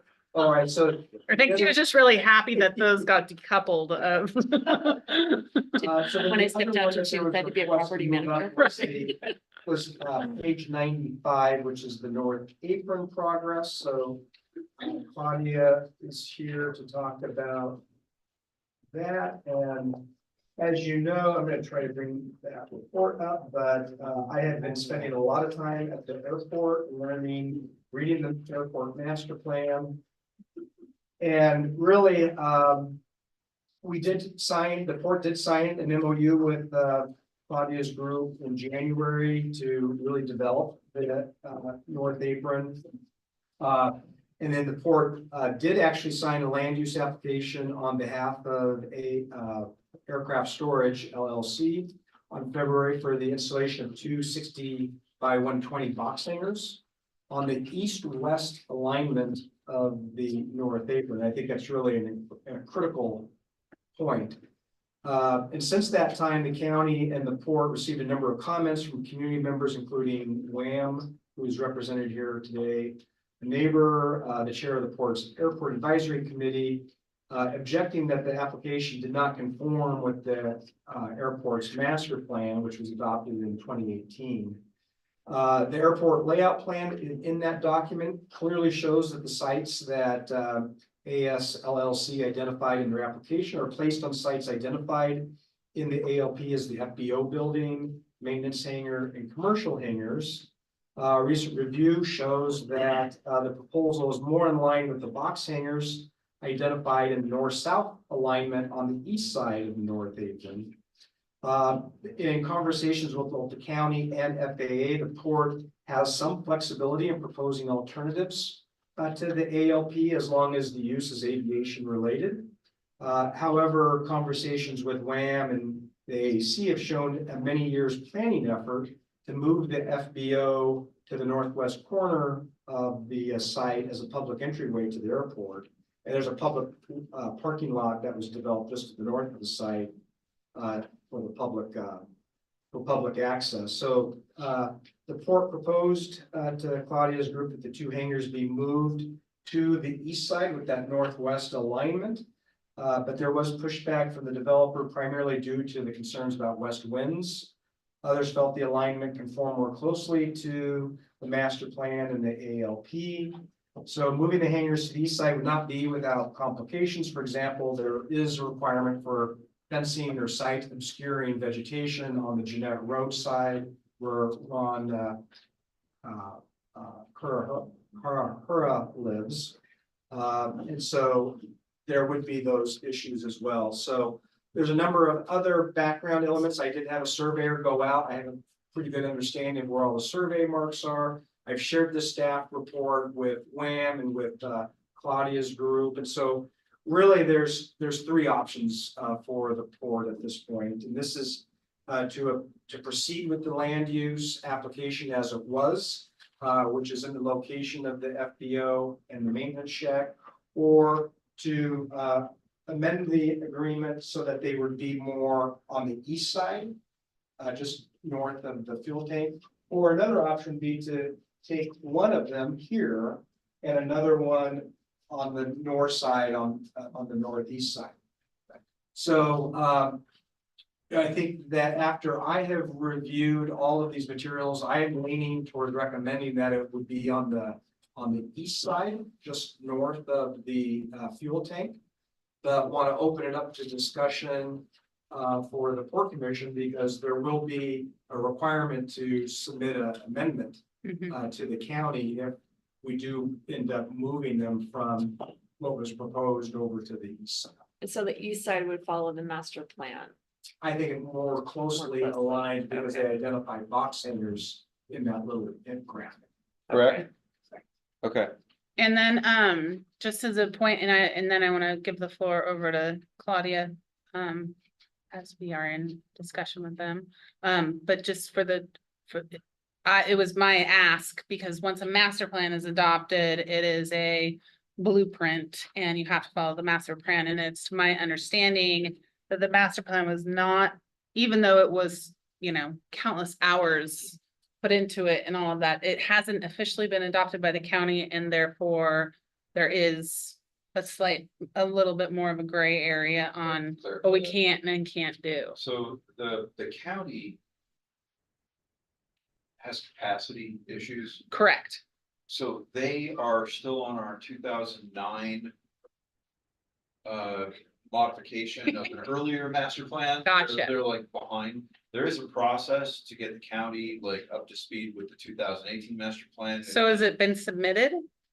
I don't know. Okay. But that's something we can submit to them. Right. But again, that just goes on the staff. Right.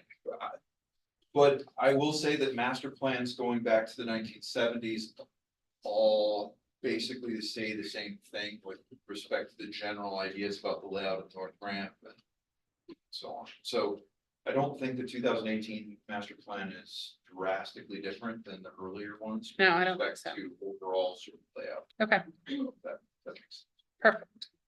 Okay, Claudia? I can give a full background, like, give me just a few minutes.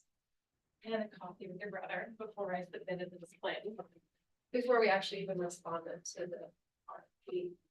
Right, he didn't seem to raise any issues at the time. That said, I spoke to him on the phone also after you all wrote that letter, and he seemed very adamant that the FBO would go on the west side of the site. So we want to do what's best for the airport, right? But we also want a clear process.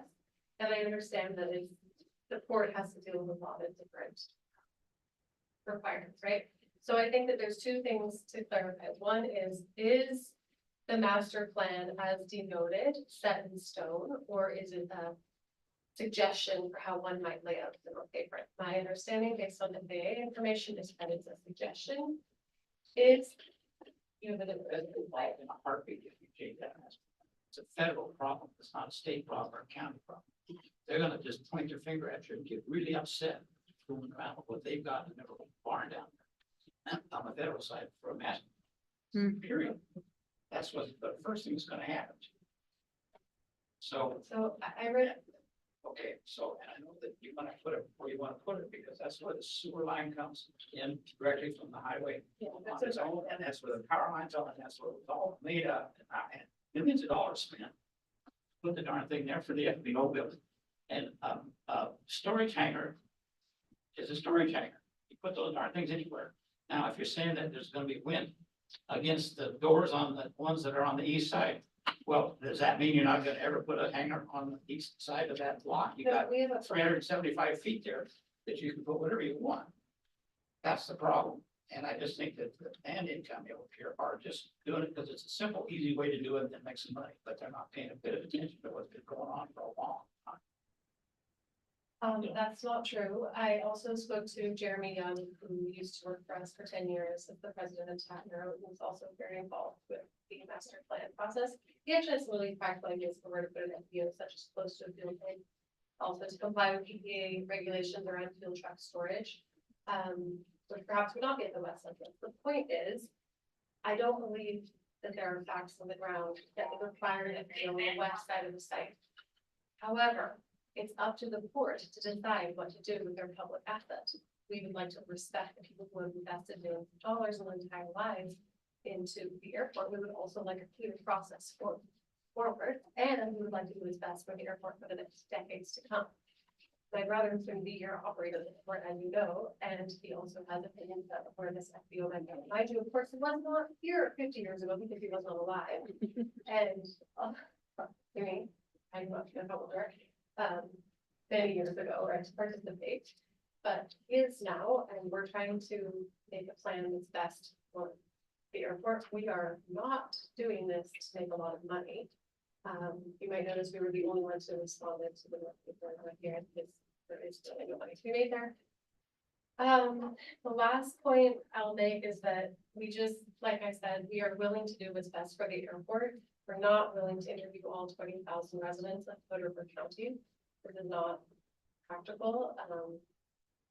It's up to the port, right? And if there are facts on the ground that the port can dig up that support citing the FBO on the west side, as indicated in the orange box on the master plan, we will happily respond to those facts on the ground. If not, please let us design a site plan that works best for our needs and our clients' needs. One more point I'll make that people don't seem to understand, and I didn't actually until a while ago. Jeanette Road is a road that the people on Jeanette Road have been real adamant about not having been used for public assets to the airport. Okay, so that's why that road got built on Terry's land and why he did that whole trade on the north side over there on Wham property to make a facility for the FBO to be on the north side of the airport.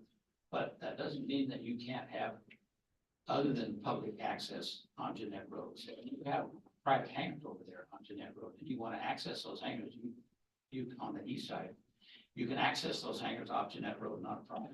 Okay, so it's not really an access problem, having to go across from the middle of that big paved area where the road goes now, with the gate, to Jeanette Road. The hangars would be way closer to Jeanette Road. And I think what Ron has said is, gee whiz, if you put some big buildings up there, that'll stop the winds, it'll be great. The windbreak you wondered was some kind of windbreak, but 25-foot building is, fairly good if you do it pretty quickly. Josh, one of our clients. Yeah, Josh, we have the building showing up in 2 weeks now. Can you speak up just a little bit? This guy is having trouble. We have the building showing up. Actually, why don't you take to the front here? So Sure, we can yes. get you on the camera and you look good. We have the building showing up in 2-3 weeks now. That was gonna go there on North Apron. Just my piece of it's very small. We're just building it. So just to respond to the appropriateness of the East Apron, that won't work for us, for that rate. So, and in terms of, if you look at all the other bigger hangars on the airport, all the other doors face in that area, like Williams Hangar building, they face away from the wind. So it's a fairly large building with a big hangar door that would put there facing directly, which really wouldn't work. So Could you explain why that really wouldn't work? Because I've been associated with some really big hangars sure. all over the world. And Hood River's a little bit unique, right? I mean, got. It's not any bigger winds than elsewhere in the world, but I just don't understand why this is such a big issue. And I want to. Well, I would disagree with it. I mean, that's the attractiveness of Hood River for wind sports. It is usually a 20 to 30 knot wind. I don't know, Tori, you fly out there a lot. I mean, it's usually a 20 to 30 knot wind. It's in the summer when it's kicking. Farmed out there. I farmed out there for 50 years. Whatever, just explain why it's not good for your building. It's a 20 knot winds out It's there. big hangar door facing straight into the wind, so. We prefer to not do that. There's no channels you could put up to keep it on a track. And we have the door showing up in a few weeks as well, and it's been engineered. It could face it, picture opening your hangar door to it. 20 knot wind, it's just not the right placement for it. So- I do it every day in a big building on the port. I have a huge door that opens to the west and it turns into a wind tunnel. It's annoying, but it doesn't have any effect on anything. Do you have Is there, airplanes inside? that's my question. Is there an actual safety or effect on aircraft Yeah, when you're trying to transport them or whatever you need to do? sure. Yeah, you don't want large lights, aircraft with wings opening up to it. Okay. Anyway, Over at Wham, we have 3 acres of hangars, okay, and the doors are all on the south side, but when the wind blows from the west across those hangars, it creates a suction. you can suck those big doors right off the hanger with the wind blowing from 90 degrees to the doors. And we've had that happen and just misalign our doors for us, just like crazy. We're gonna put up another hanger, probably $4.75 million, and we're gonna order the iron for it here real soon. It's gonna take 8 months for the iron to show up. So if this iron's gonna be here in 2 weeks, somebody 8 months ago ordered the damn iron. Yeah. And so why in the world didn't we know about it here 8 months ago that you were planning on putting something where you were planning on putting it? I just don't understand the reason to be, immediately doing something there and have it kind of just show up out of the blue of the western skies, such as it were. For that use, when it's not at all like the use. And that happened, a couple of years ago, we tore up a bunch of pavement on the south side of the tie down, took all the tie downs out because we had 4 hangars going to be delivered, at least that's what they said. And those 4 hangars went to the Dalles, are now in the Dalles. That was us, Judy. Hmm? That was us. I know it was, and the hangars aren't built, and there's no pavement where those hangars got torn out, where those pavement got torn out. So we're sitting there with gravel, right? Yeah, well, we couldn't come to terms. I understand that, but I'm just saying, the gun was jumped, all torn out, and everything was ordered, and it wasn't in proper sequence, it didn't get done. And so we now have a place for those big hangers over there, and it's all gravel. And I understand now the T hangers are going in there, which is great, finally. Yeah. And I think it's great because the hangers are in the Dalles, thank goodness.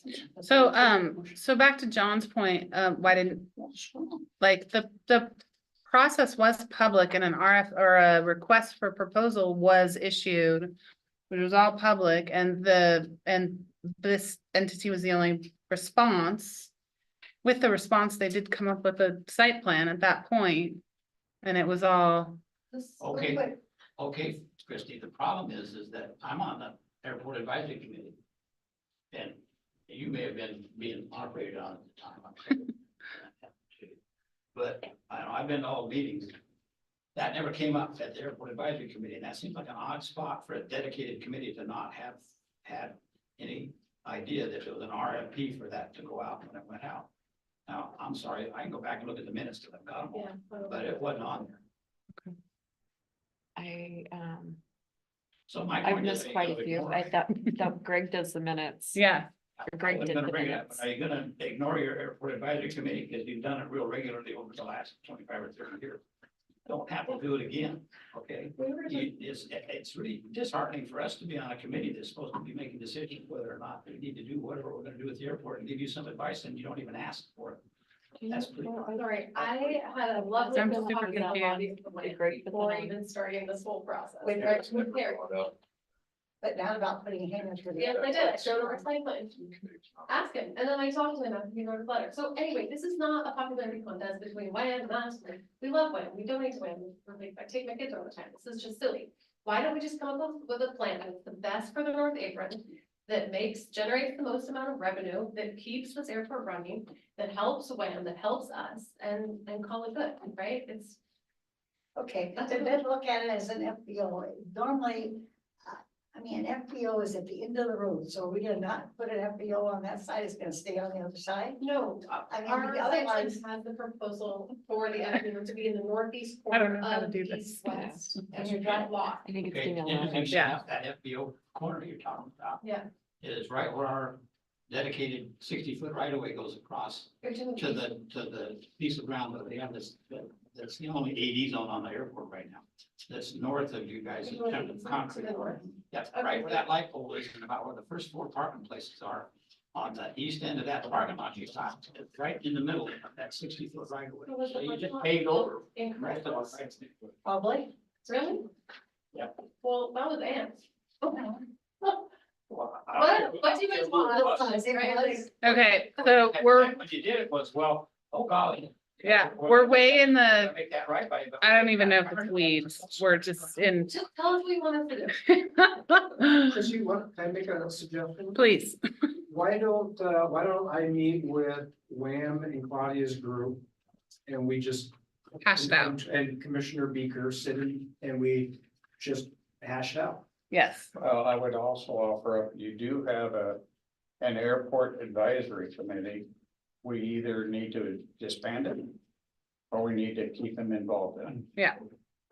Opera, what other, just. My brother sits on the airport advisory committee. This was no, I'm sorry, this is not Excuse me. true. I'm sorry, I was responding to Commissioner Fox. I would go into the FAA and find out what they've got as a registered submittal for.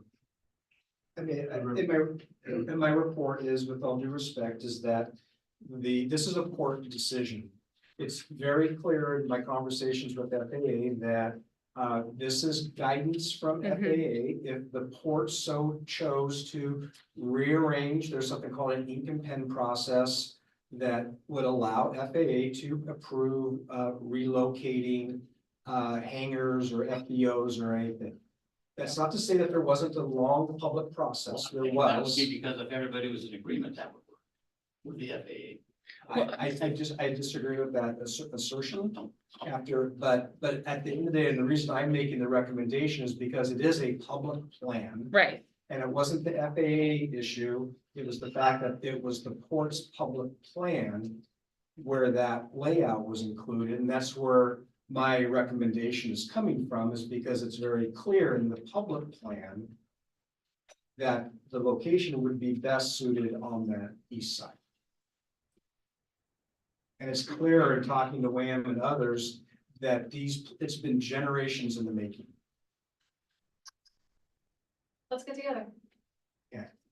I'll email Terry. I think we should put Kevin. Yeah, I mean, I think that, yes, I would definitely say that we've been engaged in an agreement with this company for a while. Well, when did that agreement happen? It's been over a year, I would say. Absolutely everything about this was public. Yeah. I've been in every meeting. It's been public. We agree, we want this development to happen. But not Their the box hangers there, right? That wasn't. Their proposal, we want them to succeed. They're the only ones that want to do it. I'm speaking for myself, but this is a full commission decision. We want them to succeed. Do we want them to work with you, work with any interested parties in that development? Sure. But we've agreed to move forward with the only party that was interested in, we believe, wants what's best out there for everybody as much as possible. So if everybody can sit down and work together, do it. But everybody needs to get out of their corner, or, I mean, nothing good ever happens there. Yeah, I just like to say this is my first time attending any sort of public meeting about this, and I didn't realize it was such a contentious issue. This was what made sense to us when we laid out the site plan. It was, I think you look at the master plan, there are maintenance and commercial hangars also on that north apron. There was conventional hangars on the side. I don't think it needs to exactly when it came up with that in 2018, nobody was proposing to build a certain size or specific building there. And these are the buildings that made sense to us and talked to the building supplier. So that's what we ordered. That's what we've got right now. Be great to put them there. If not, then Okay, like you were this- talking about earlier, the Dallas has good, Yeah. good illustrations. It's been in plans for a year. How come we didn't know about this the last budget? We're at? Yeah, But anyway, just a point. See if you guys can't chat. I'd recommend seeing if you guys can't get together and find something that really works for people that have cared about this airport forever. And people that want to take it to the next phase and next generation of this airport. See if there's, Common I bet ground. you can. You even had a plan for an FBO there. That was part of your plan. Yes, Originally, I right? have a plan to. I know, at that, right at the end. In the northeast corner, but it's in the way of your, the knees apparently. but I'm Yeah, not aware of that. But the way it was originally set was to be right where you first come in. That was the entrance and the statue that somebody made of. okay. Well, we'll let, We'll go, Anyway, we'll have yeah. another coffee. Kevin, would you facilitate that meeting? Absolutely, I'd love to. Thank you.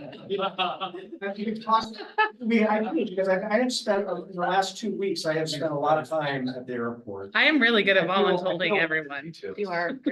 I feel informed on the details and the facts after working with the surveyor, et cetera, so I'd love to sit down and do whatever I can. So- Yeah. We know that they're building something, but we think they should be building an FBO right there I first. hear you. Okay, and then we'd be right on board. Okay, And we'll build the chief hangar, you can build the big hangar. I do it. Anyway, okay.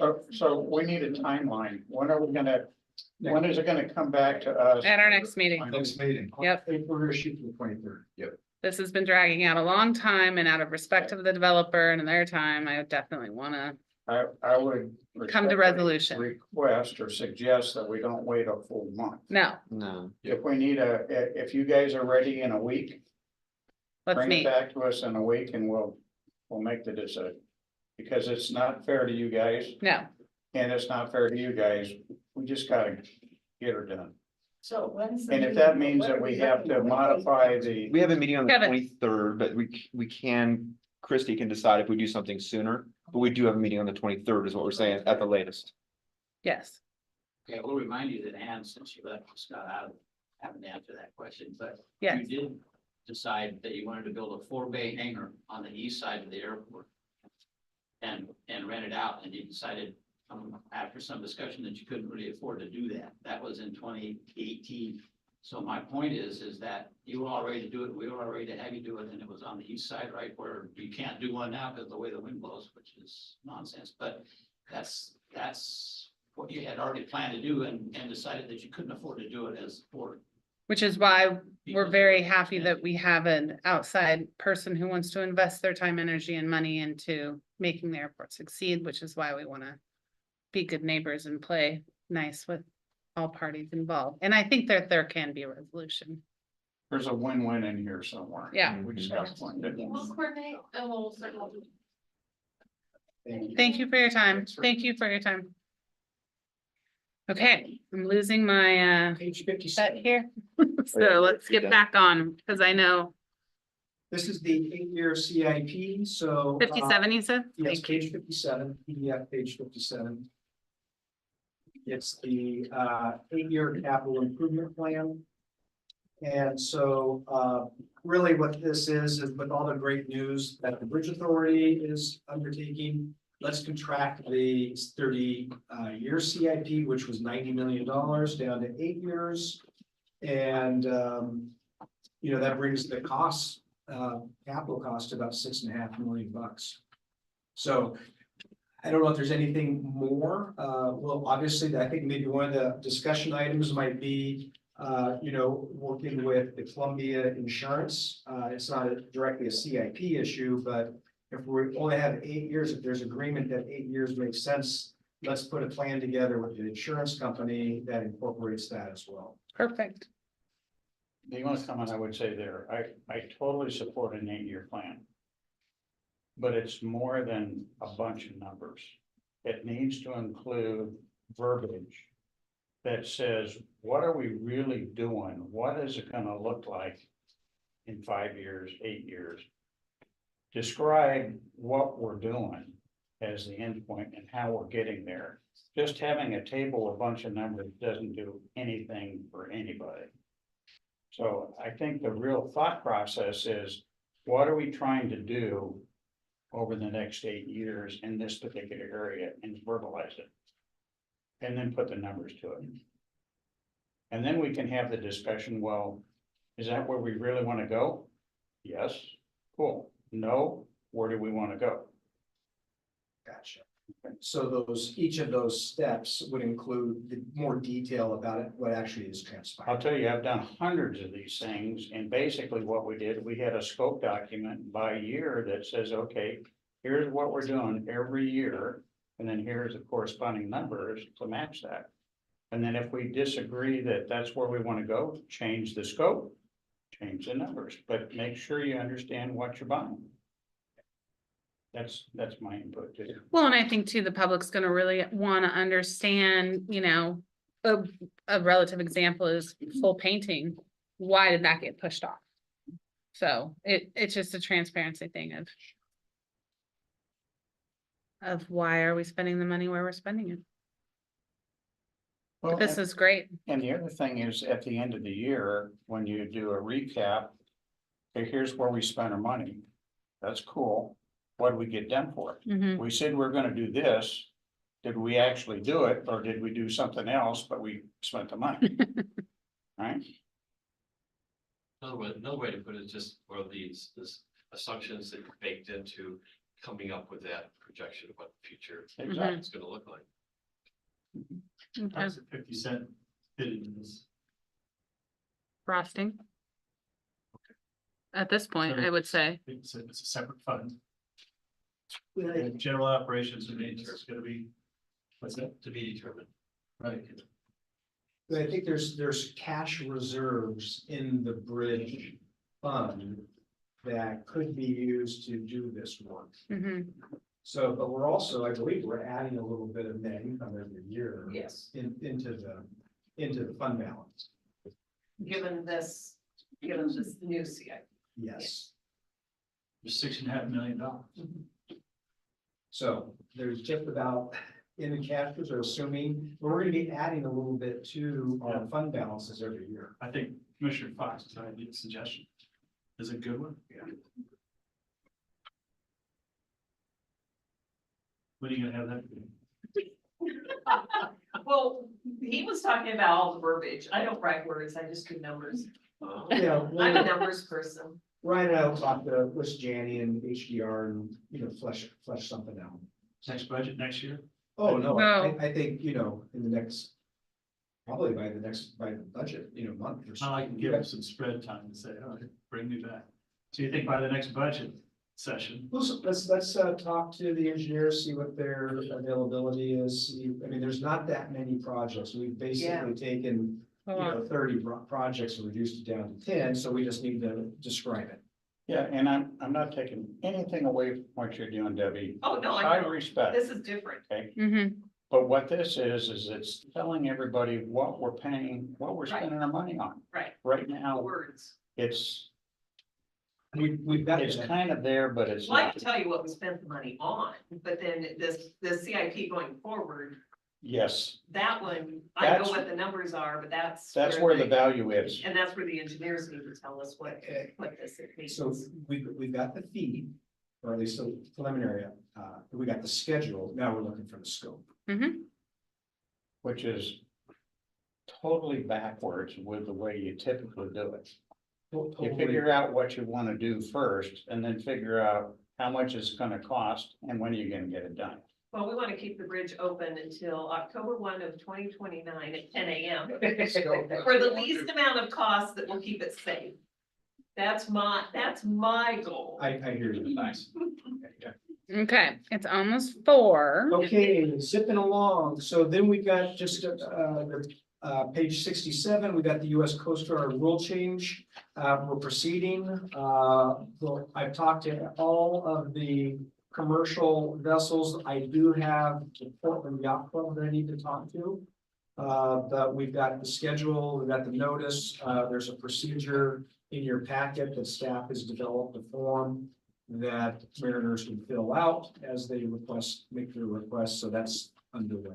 When is the Coast Guard gonna change their 30 days, their advance notice? So as soon as I get done talking to the yacht club, then they will start that process. The guidance from the Coast Guard was, what's that? Sorry to. Okay. Go faster. It'll go fast. Hey, but the less we have to lift that bridge, the cheaper it's gonna get. Luckily, there's not that many people to call.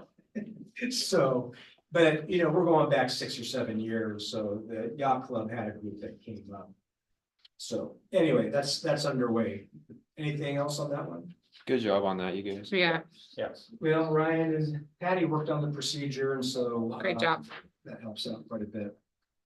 And then we're on to the policy on development. So Daryl, you gonna take this one? Sure. So in port staffs, Mhm. never ending pursuit of efficiency and becoming a well-oiled machine here. We are trying to streamline things. And so we seek guidance because the constituents elect you for your opinions and that comes to us. So it's not staff place to necessarily just decide what businesses are we gonna allow or not allow? So I'm getting so many proposals right now. I mean, everybody wants a change of port property and I feel personally, it's not right for me to just say, no, we're not gonna develop around the marina. That needs to come from you guys. So we're looking for some common sense guidelines for people off of to save everybody time, because I spend a ton of time with all of these people, and then it comes to you, and it's your time, and it's Kevin's time, and anyways, so I'm sure you read the memo, and if you want to have, we brought it back at the last meeting for you guys to talk about, he said, bring it here. And we'd just like some guidelines from all of you of, you know, what you think. But I put down here, it doesn't make any sense to try to build any businesses around the Marina Basin right now, because we can't commit. So if that's something that the commission would agree with, or if you'd like to entertain proposals, still, that's totally up to you. We have proposals, and this is just all about waterfront recreation type proposals, not necessarily, you know, property development. We're getting lots of proposals for things being built over the water.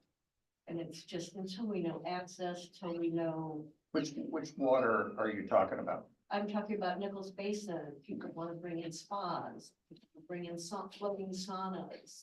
We've got out in front of the Jensen building, the pylons. ACL would love to put a, you know, terminal out there. The Bonflotos would love to have a floating spa party thing.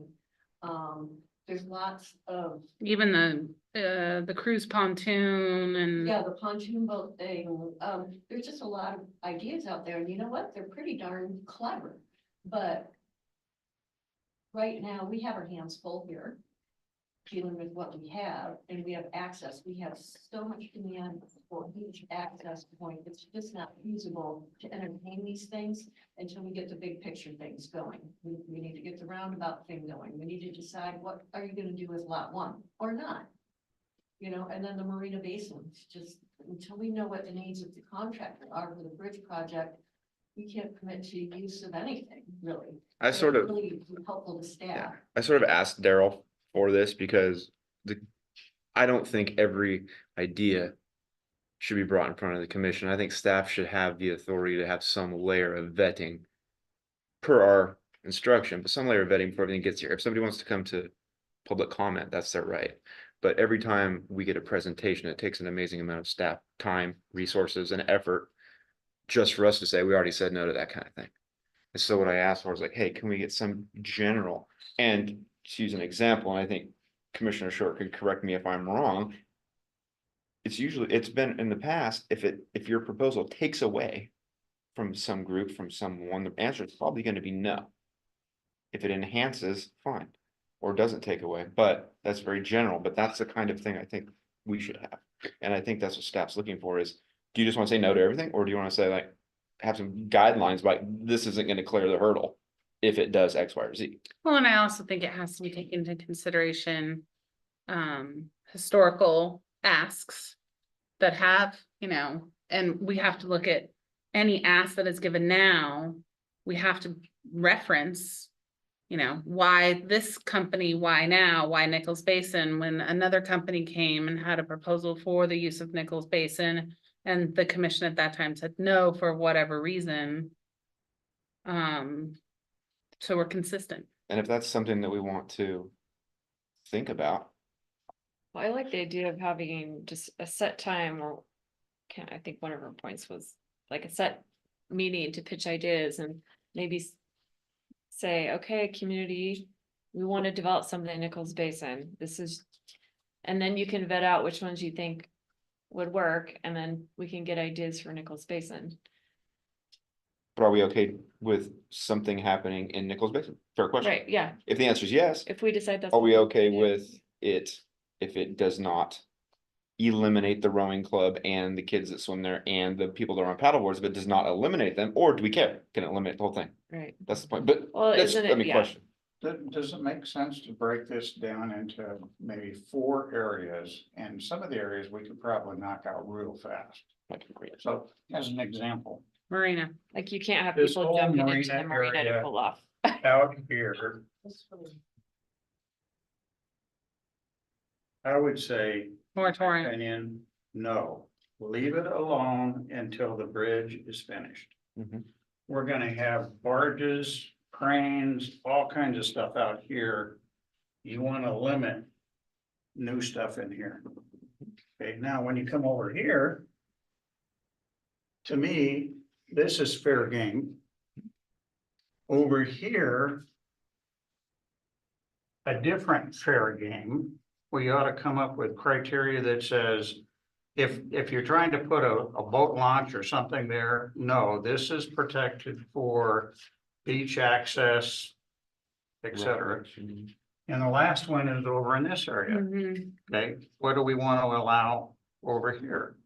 And I think if you break it down that way, we could pretty easily come up with the categories of types of things that we'd probably be okay with considering. I mean, here, you're not gonna have boat races in here. Right? Not anymore. Sandbar. Used to do them. But I would say, could we not right now say this whole area here is off limits until the bridge is in? I think that's So for the probably the next- easiest. 6 years. Well, you can I might recommend every year just evaluate. Yeah. If you get along the road and you're like, oh, looks like Sure. we're not using this area, then do something. Mhm. Maybe at our yearly meeting, maybe at our yearly spring planning, Yeah. just have it, that we bring it up and talk about it. I was still good with this policy, but still. Could we suggest that, the waterfront committee meets well before spring planning? And maybe the waterfront committee vets these things on an annual basis and then brings them to the commission, and then the commission talks about it to the budget and planning? Why don't each commissioner get back to whomever about, I like the ideas 4 regions, get back to whomever about, here's how I feel about those and see if there's some consensus there. That works.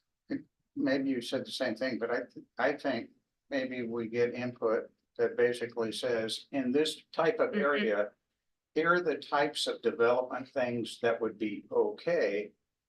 Or more easier, we're not interested in using these kinds of things in this area. Mhm.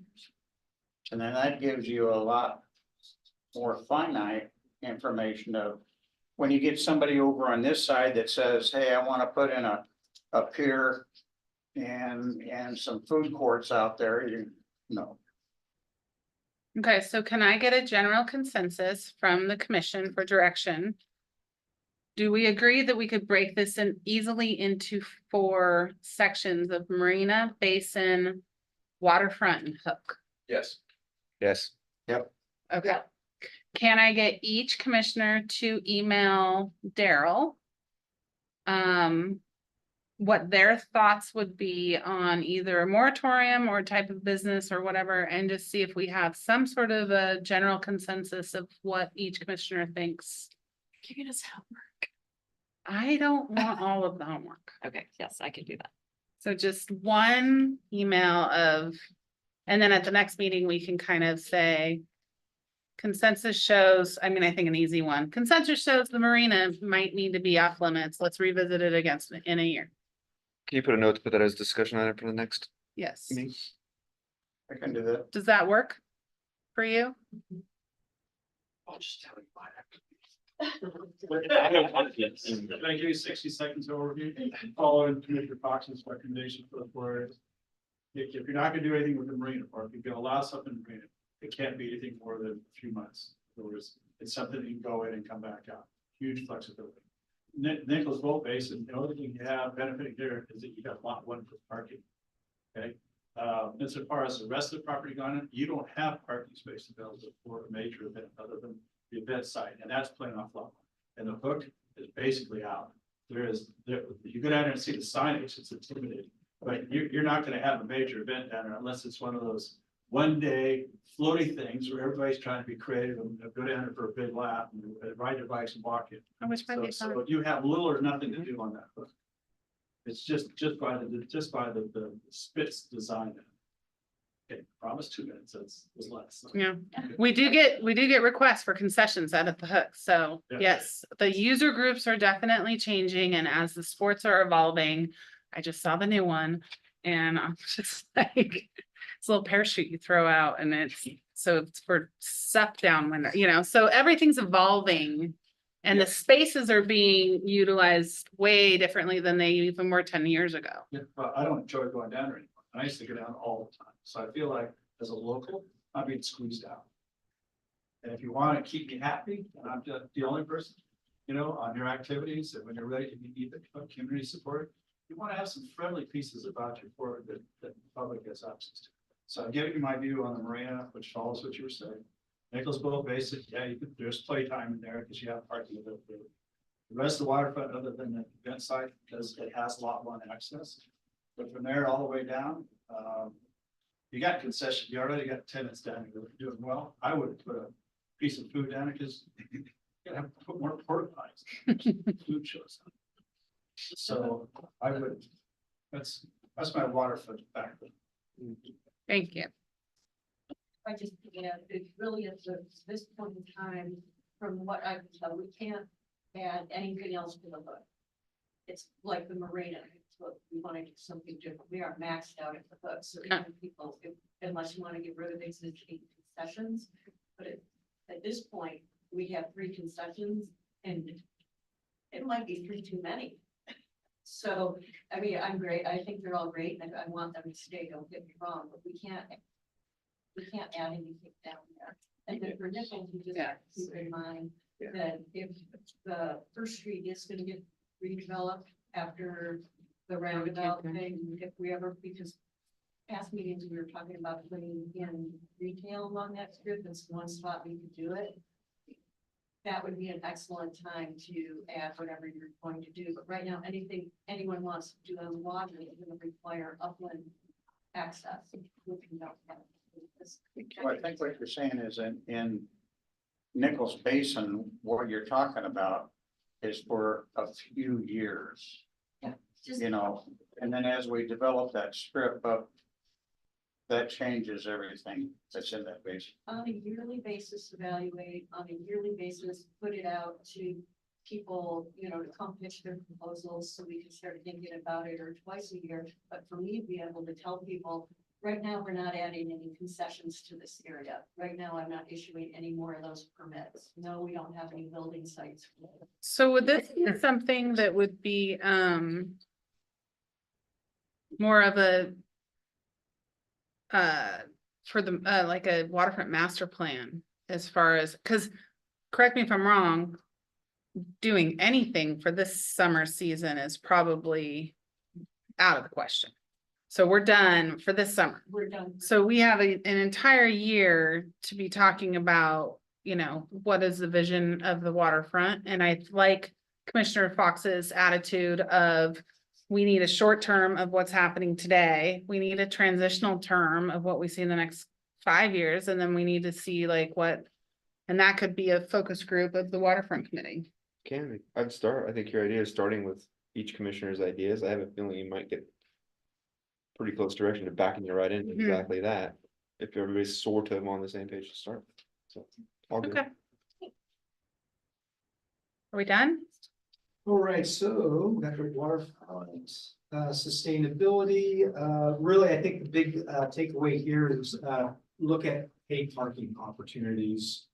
And number 2 on the, we'll talk about that in just a sec, but as mentioned earlier, we're also looking at contracting for parks maintenance where it makes sense. We already started a small contract with Crystal Green, primarily for irrigation.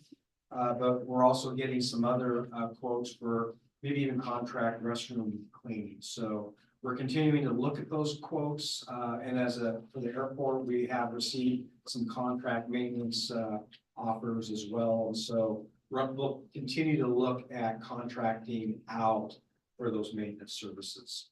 The last 2, the sales sponsorships, I think that there, is some interest there in talking to businesses, but I think there's going to need to be more thought put into that. And then the last one about adopting a beach concept, there's, I think, been limited resources into figuring out how that would all go together. But I think the top 2 really are go-getters. I think the paid parking and the community look at contracting. So is there anything else on that front as far as looking at waterfront sustainability as a concept? Kevin, is there some reason that we're not using lot 1 for giant parking lot. gravel and all. Yes, I mean, it gets used when the trucks get stalled up in the canyon here and whatnot, whether anybody likes it or not. But I mean, that, most of the time it's just sitting out there looking like flat ground with nothing going on. And it could use, you know, a little bit of fooling around on it. You could make it so that you've had, you know, Then I think that's the next. can I answer that question properly when we talk about lot one in just a second, or the transportation well, I'm stuff? sorry, I just got ahead of us here. No, it's a great question, and there's But there's a plan, Okay, a I'll proper take it. answer. but wait, there's more. So I'm gonna focus on number one and number two on there. 3 is less, and I think 4 for the time being, I'm gonna remove. Okay. If you want to bring up one more that Yeah, I brought up in the past. Sure. Beach tags. Paid use of the beaches. So out on the east coast, everybody does it. You buy a season beach tag. And that gets us getting revenue from the tourist. You could do something for a local. But that could generate potentially a lot of money to be able to maintain the greenery. We'll add that as an item and, allow it to be. Is that enforced like parking where the people have to display it? Yeah, Okay. what most people do is they have to have it on their swimsuit or on a shirt. Okay, just curious. Because we don't have limited access, so it would Yeah, need to but be something like that. Go Okay. research it on the East Coast, Yeah. it's very prevalent. Okay. And make it. Not big money, but a little bit of money, and I think you'd be surprised with all the windsurfers. How much money you could actually gain, and we're having tourists pay for it. And not necessarily the locals. Okay. We'll add that to the. We need- So the other one, which I think is pretty important, and that's waterfront access and specifically the parking. So as you know, we do have some design has gone through the competition. We've got a master services agreement ready to go. And then work order number 1, page 77. This is waterfront access parking, which is kind of a subset of that waterfront sustainability. Everybody there? Yeah, I need place to do. Okay, So what you guys are flying around the airport and other places, I'm looking at him and going, See what you signed up oh, we for? gotta slow it down. stay close to Brian. He only has a 1-year term. Yeah, well, get your laser thinger out so you can show them what to use. Yes. Over there. Yeah, absolutely. So the main thing here is that we're gonna bring forth on the 23rd, a master services agreement with the architectural firm, and work order 1 is for them to begin the process of developing more paved and paved parking on the waterfront, going back to what we've heard earlier. So the question is, at this point, which of those areas do we want to focus on, and which of those areas do we not? And so I think somewhere in here, the city will, so if there is any paved permanent parking, the city will require runoff. So the ideas are lot 1, East Maritime, lot 900, lot 5, and then that little area that's just to the west of the sewer plant. 900 is Barman, right? Mhm. Okay, thank you. So right now, those, I didn't put the little Mhm. sewer part. There's only probably a dozen spots there. So I can, as we're finalizing this work order 1, so there's 1, 2, 3, 4, 5 spots that have been identified on the waterfront. Do we want some design to take a look at the costs and everything and start that process for all 5 of those lot areas? No, Okay, and this is why I asked for a couple of them to be removed before this meeting, but they weren't. Lot 1 and Barman, in my opinion, should be removed for the time being from that scope. Which areas here? Lot 1. Everything around that round where we're proposing The to put a roundabout. roundabout. Because of exactly what Kevin mentioned, and this, John, this is gonna answer your question. as we come down to the port, we are working now on infrastructure, the future infrastructure, so we can actually build things down there past a couple years from now, which you cannot do now. So back to earlier discussions, you can't just build anything you want forever down there. Infrastructure does not exist. So as it relates to lot one and the entrance to the port, what we're doing right now is working with Hold on. ODOT, state, the county, everybody about making access to the waterfront allow for future development. Lot one has no infrastructure. Any parking we put in is gonna require a drainage plan, electricity, infrastructure. We are not to the point with those properties or how that roundabout's gonna be, what's gonna be required, that we should be putting infrastructure in the ground just to park a couple of cars. We might have to rip it out in a year or two. So those two lots, until engineering, until this development process gets down the road, it's really premature to talk about what could go on those lots, because there's a lot of requirements that go with that. Can you clarify lot one and? The Barman. Barman, where we talked about the hotel previously, just as you hope, right? Yeah. No, No, nope, that's right that there, one. yeah, that one. Yeah. So the properties that touch that roundabout, I think we need to absolutely not have that discussion right now, though it will come up. Yeah. The other lots, I'm fine with. So this area that he's talking about, putting roundabout in, is this first intersection right here. Yeah. So spending money over here where it could get ripped up as this thing gets developed, doesn't make We're any sense. proposing something that would activate anything with the city before we're actually at a point where we can propose anything as it relates to the intersection. I don't know why we would do that. I think it's premature. And just for your education as well, we had a study done and they kind of looked at short-term, medium-term, long-term of that particular intersection and how it impacts access to the highway, as you know, ODOT, that's what they care about. If we kept it the same, we're at our trip counts. If we put in a light, we're at our trip counts in what, a year? Or 2031, 10 years? unless we do a And a roundabout. roundabout is a forever You're done. solution. And that goes back to earlier comments we can So talk it's about. most another time, but expensive and it, yes. but it's, The two western. it's If you the want, best if you want to have a future development at the Maritime that we've talked about before, if you want to build something on multiple other lots that are down there, that has to happen. you're not doing it unless that happens. So that's why we're really trying to focus on getting the infrastructure where it needs to be.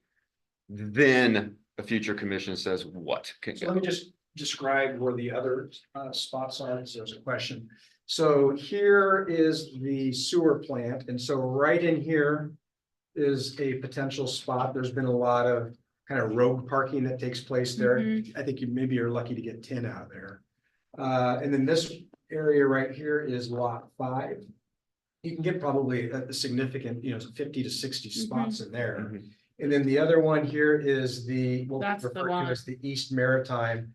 And the city just put a stormwater outfall there, so it's totally Ready to go. available, ready to go. We might even take part of the East Maritime asphalt and co-op that, but you could get maybe another 50 spots out of there. So those, and then of course, lot 1 and lot 900. Yeah, I would, again, for the short term, I would certainly go after that one, probably this one over here because of the traffic that's getting generated over there.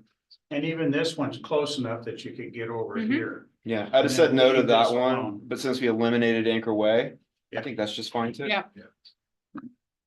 Okay, kids, here's the deal. You got a ton of people that are towing trailers around or driving longer than short bed pickups that go through Hood River and don't find one place to park at all and they're right out the other end.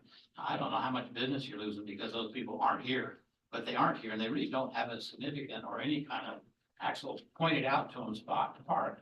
Now, I'm thinking since I did that for a while, that any place with some gravel on it's fine to do that.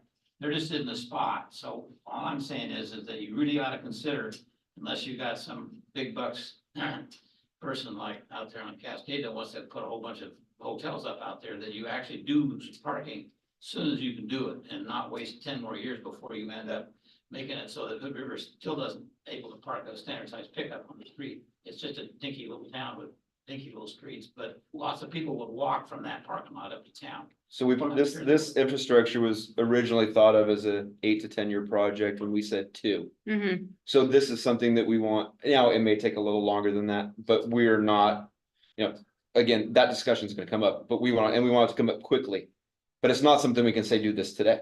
Well, the people you want to impress with it are the people that are running businesses in Dud River. Absolutely. You know, it really is neither here nor there for anybody else to worry about, but those folks ought to be darn unhappy that nobody's gonna come by and stop for a minute in the river at all, and don't. You know, a bunch of them come out to Wham all the time, because they come out here to do what they're doing at Wham, but they just say, gee whiz, don't even go off that ramp, because there's nowhere to go when you get there. Yeah. It just seems odd to me that there's not really been more time and effort put into having the city figure out how in the world to use some ground for parking vehicles. Well, unfortunately, it's ODOT, a lot of that's ODOT's property to even make anything down there happen. And most of the time it's just been said, well, that's their problem. Well, maybe. I think it's their property, but it's our problem. If we want to improve this for our community, if we want to make those things happen, we've decided to make it our problem. And that's what we're trying to get done as fast as we can, is to get to the point where we can say, this is what we need.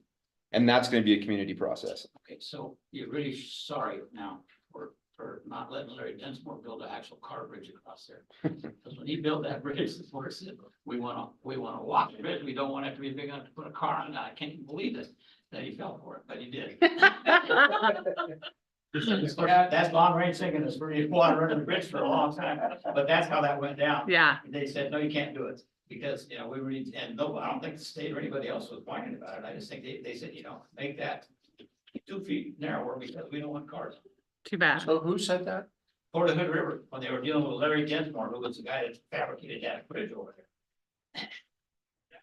Which is going That's south. short. You had a question? I do, have you got serious engagement with CAT? Yes. Yes. To help alleviate some of the parking pressure down there. Mhm. That's, when I look out 25 years, that is gonna be the biggest issue. Well, they have a lot of, they have so many grant funding mechanisms being dangled in front of them right now that it makes sense for us to all be looking at lot 1 together. So they can participate with some of their. Exactly. Funds and help. But I've looked at it and thought, well, so where else in town could you go to bring people down to the waterfront? So they don't have to come down with people. Even at the airport, as you come into the airport, so parking there, that somebody could get taken up or brought back down in this circular area. Well, even as a huge transportation hub, it's to my understanding that the Mount Hood Transit got permission to cross the bridge, which was a huge feat, but they can only go to the port and they can't go up into, their route has to stop. And so we need to be able to get the people from the Washington side into our community. And then the other thing, which is really, it's gonna eventually be a part of the budget session, but when they complete this trail from Troutdale up, I think it's supposed to go all the way to the Deschutes. You're talking about this section from the end of the river. This- You're gonna have, well, Yeah, eventually you're gonna go from the airport Okay. all the way to the Deschutes River, either by bike or hike. And so, we're not looking to fulfill our generation. We're looking down at generation 2 or 3 in front of your kids and your grandkids. It's really what. Well, the new bridge got $3.6 million to do a transport study that basically links the bridge on the Oregon side up to that. To the trail. And on the Washington side, from the bridge up into White Sound. That's to do a feasibility study. Yeah. And then we'll go from there. Okay, we love weeds here. Next item. Hang on, are we, I'm gonna focus on those 3 identified areas, that being the kind of sewer plant, East Maritime lot, and then lot 5. I'm just recommending, I'm not a dictator. Is that okay with everybody? Yes. Yeah. Okay. I know, it's perfect. Consensus on You throw all the ideas, including the bad ones. Yes. So that was the idea there. Okay, Okay, so I'm gonna go right to the admin building because I think that's the big one preparing for bridge construction. Obviously, we're gonna be monitoring the NEPA process because that's a critical milestone for a lot of activity as far as laydown area and effects around the port property. But I think this is really frankly just more of an update that as soon as we hear from the Bridge Authority as far as how the relocation is going to be funded, whether it's going to be federal, whether it's going to be Washington or Oregon State, or some other component, that's going to be the driving force for issuing the work order with some design and getting that underway. We're about 90% of the way through on work order, I guess would be number 2 for the remodel. So we just are waiting to hear from the Bridge Authority as far as get the notice to proceed. So where are we gonna put the maintenance yard? Likely, it's gonna be right next to the current building or that's part of it's trying to figure out what laydown areas Kiewit's gonna be. Have we talked to the county about possible temporary use of using the county yard? We did, Okay, yeah, they're kind of bursting at the seams up there. Oh, they are, okay. You know, probably a year ago, just to see if we could, find space in there.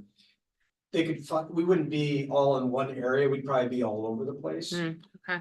But I think once we hear from Kiewit, what they think their laydown areas, the remaining spaces very easily can be co-opted into our. My issue is, I think we may be thinking too narrow-sighted.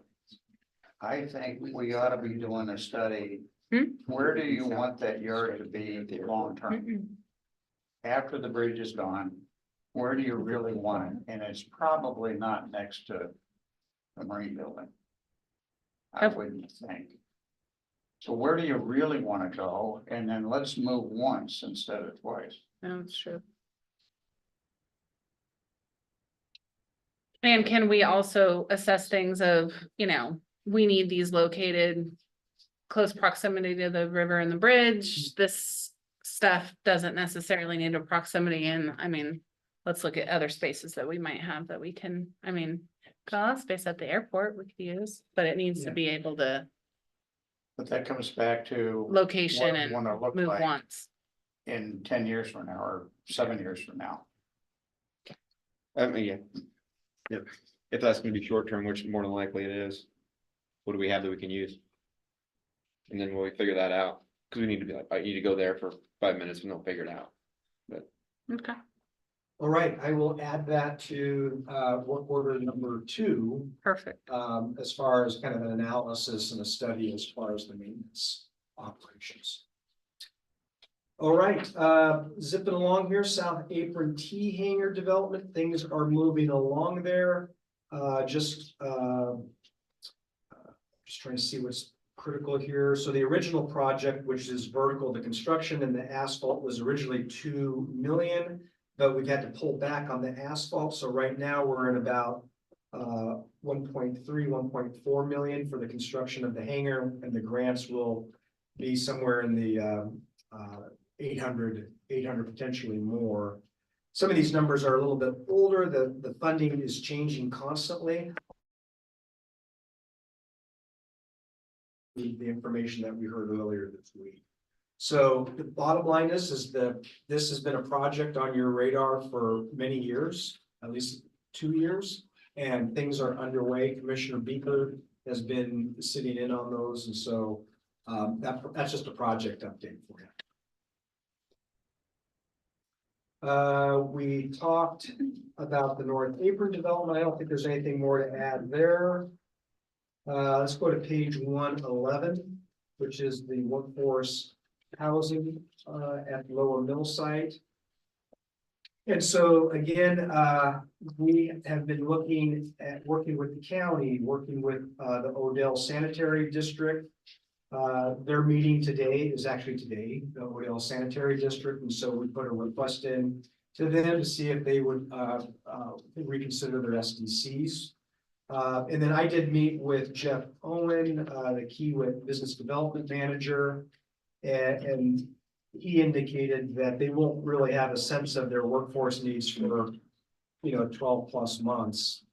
So and that short of it being up like in Alaska on the North Slope was his example, they would not typically build a facility like this. And so he did indicate that they do have laydown yards And that oftentimes those can be used to house trailers. I wouldn't think we would allow that. On the no camping on port property, which is our laydown areas. Well, I don't know where their laydown areas are. Probably doesn't understand the rental market here too. Mhm. So, A comment for you, because yeah. you and I talked about it. When you talk to this guy from Kiewit, the way, the questions you asked, that's the only way he could respond to it. Because he's absolutely right, that we don't even have a contract with them. Yeah. So they don't know what the job really is gonna entail. By the end of this calendar year, they will. Which is still a year plus from construction. So it doesn't surprise me that he didn't say, I don't know. And I personally don't think we should abandon this as an option. We need to keep our options open on this. We don't necessarily have to pull the trigger and start spending a bunch of money. But we ought to keep it kind of on the hot simmer as an option, but only for 40 spots, 30 spots, That lower. not 105 spots. So you're talking about this parcel right here. Yeah. Gotcha. Well, not even that hook that you did at the bottom. I think you could fit 30, 40 spots in that area that now has been all filled in and graded. Okay, so what do you want, what can staff do? Do you want us to hire a land use planner to start the text amendment? I mean, that's kind of the next, or just kind of monitor. Well, we'll know a little bit more from Odell after today. That might be the make or break decision. If they don't want to budge, it doesn't really make things feasible. If they do want to, I agree with that. if they do want to have a conversation, I think we keep having the conversation. I don't think that we drop a lot of money into this at this time. I agree with that. Okay, excellent. That's good direction. I'll continue to monitor that. Just as a subset of that discussion. Thank you, Commissioner Fox, for letting me know that you saw some activity around the concrete plant. So I did run up there. Rapid Ready Mix is disassembling that plant and it should be removed Wednesday. Let me know if if it's still there on Thursday.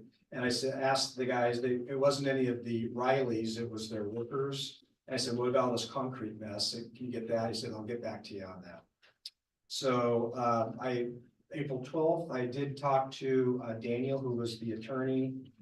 He is representing us on that meeting on the 12th. He understands that we're not gonna spend, based on the commission decision, he's not gonna be looking to spend a lot of money or his time trying to get money out of it. The big takeaway from, I think, staff's perspective is that the sooner that concrete plant gets out of there and gets cleaned up, the sooner we can do storage. You know, I mean, that's the next opportunity, I would think.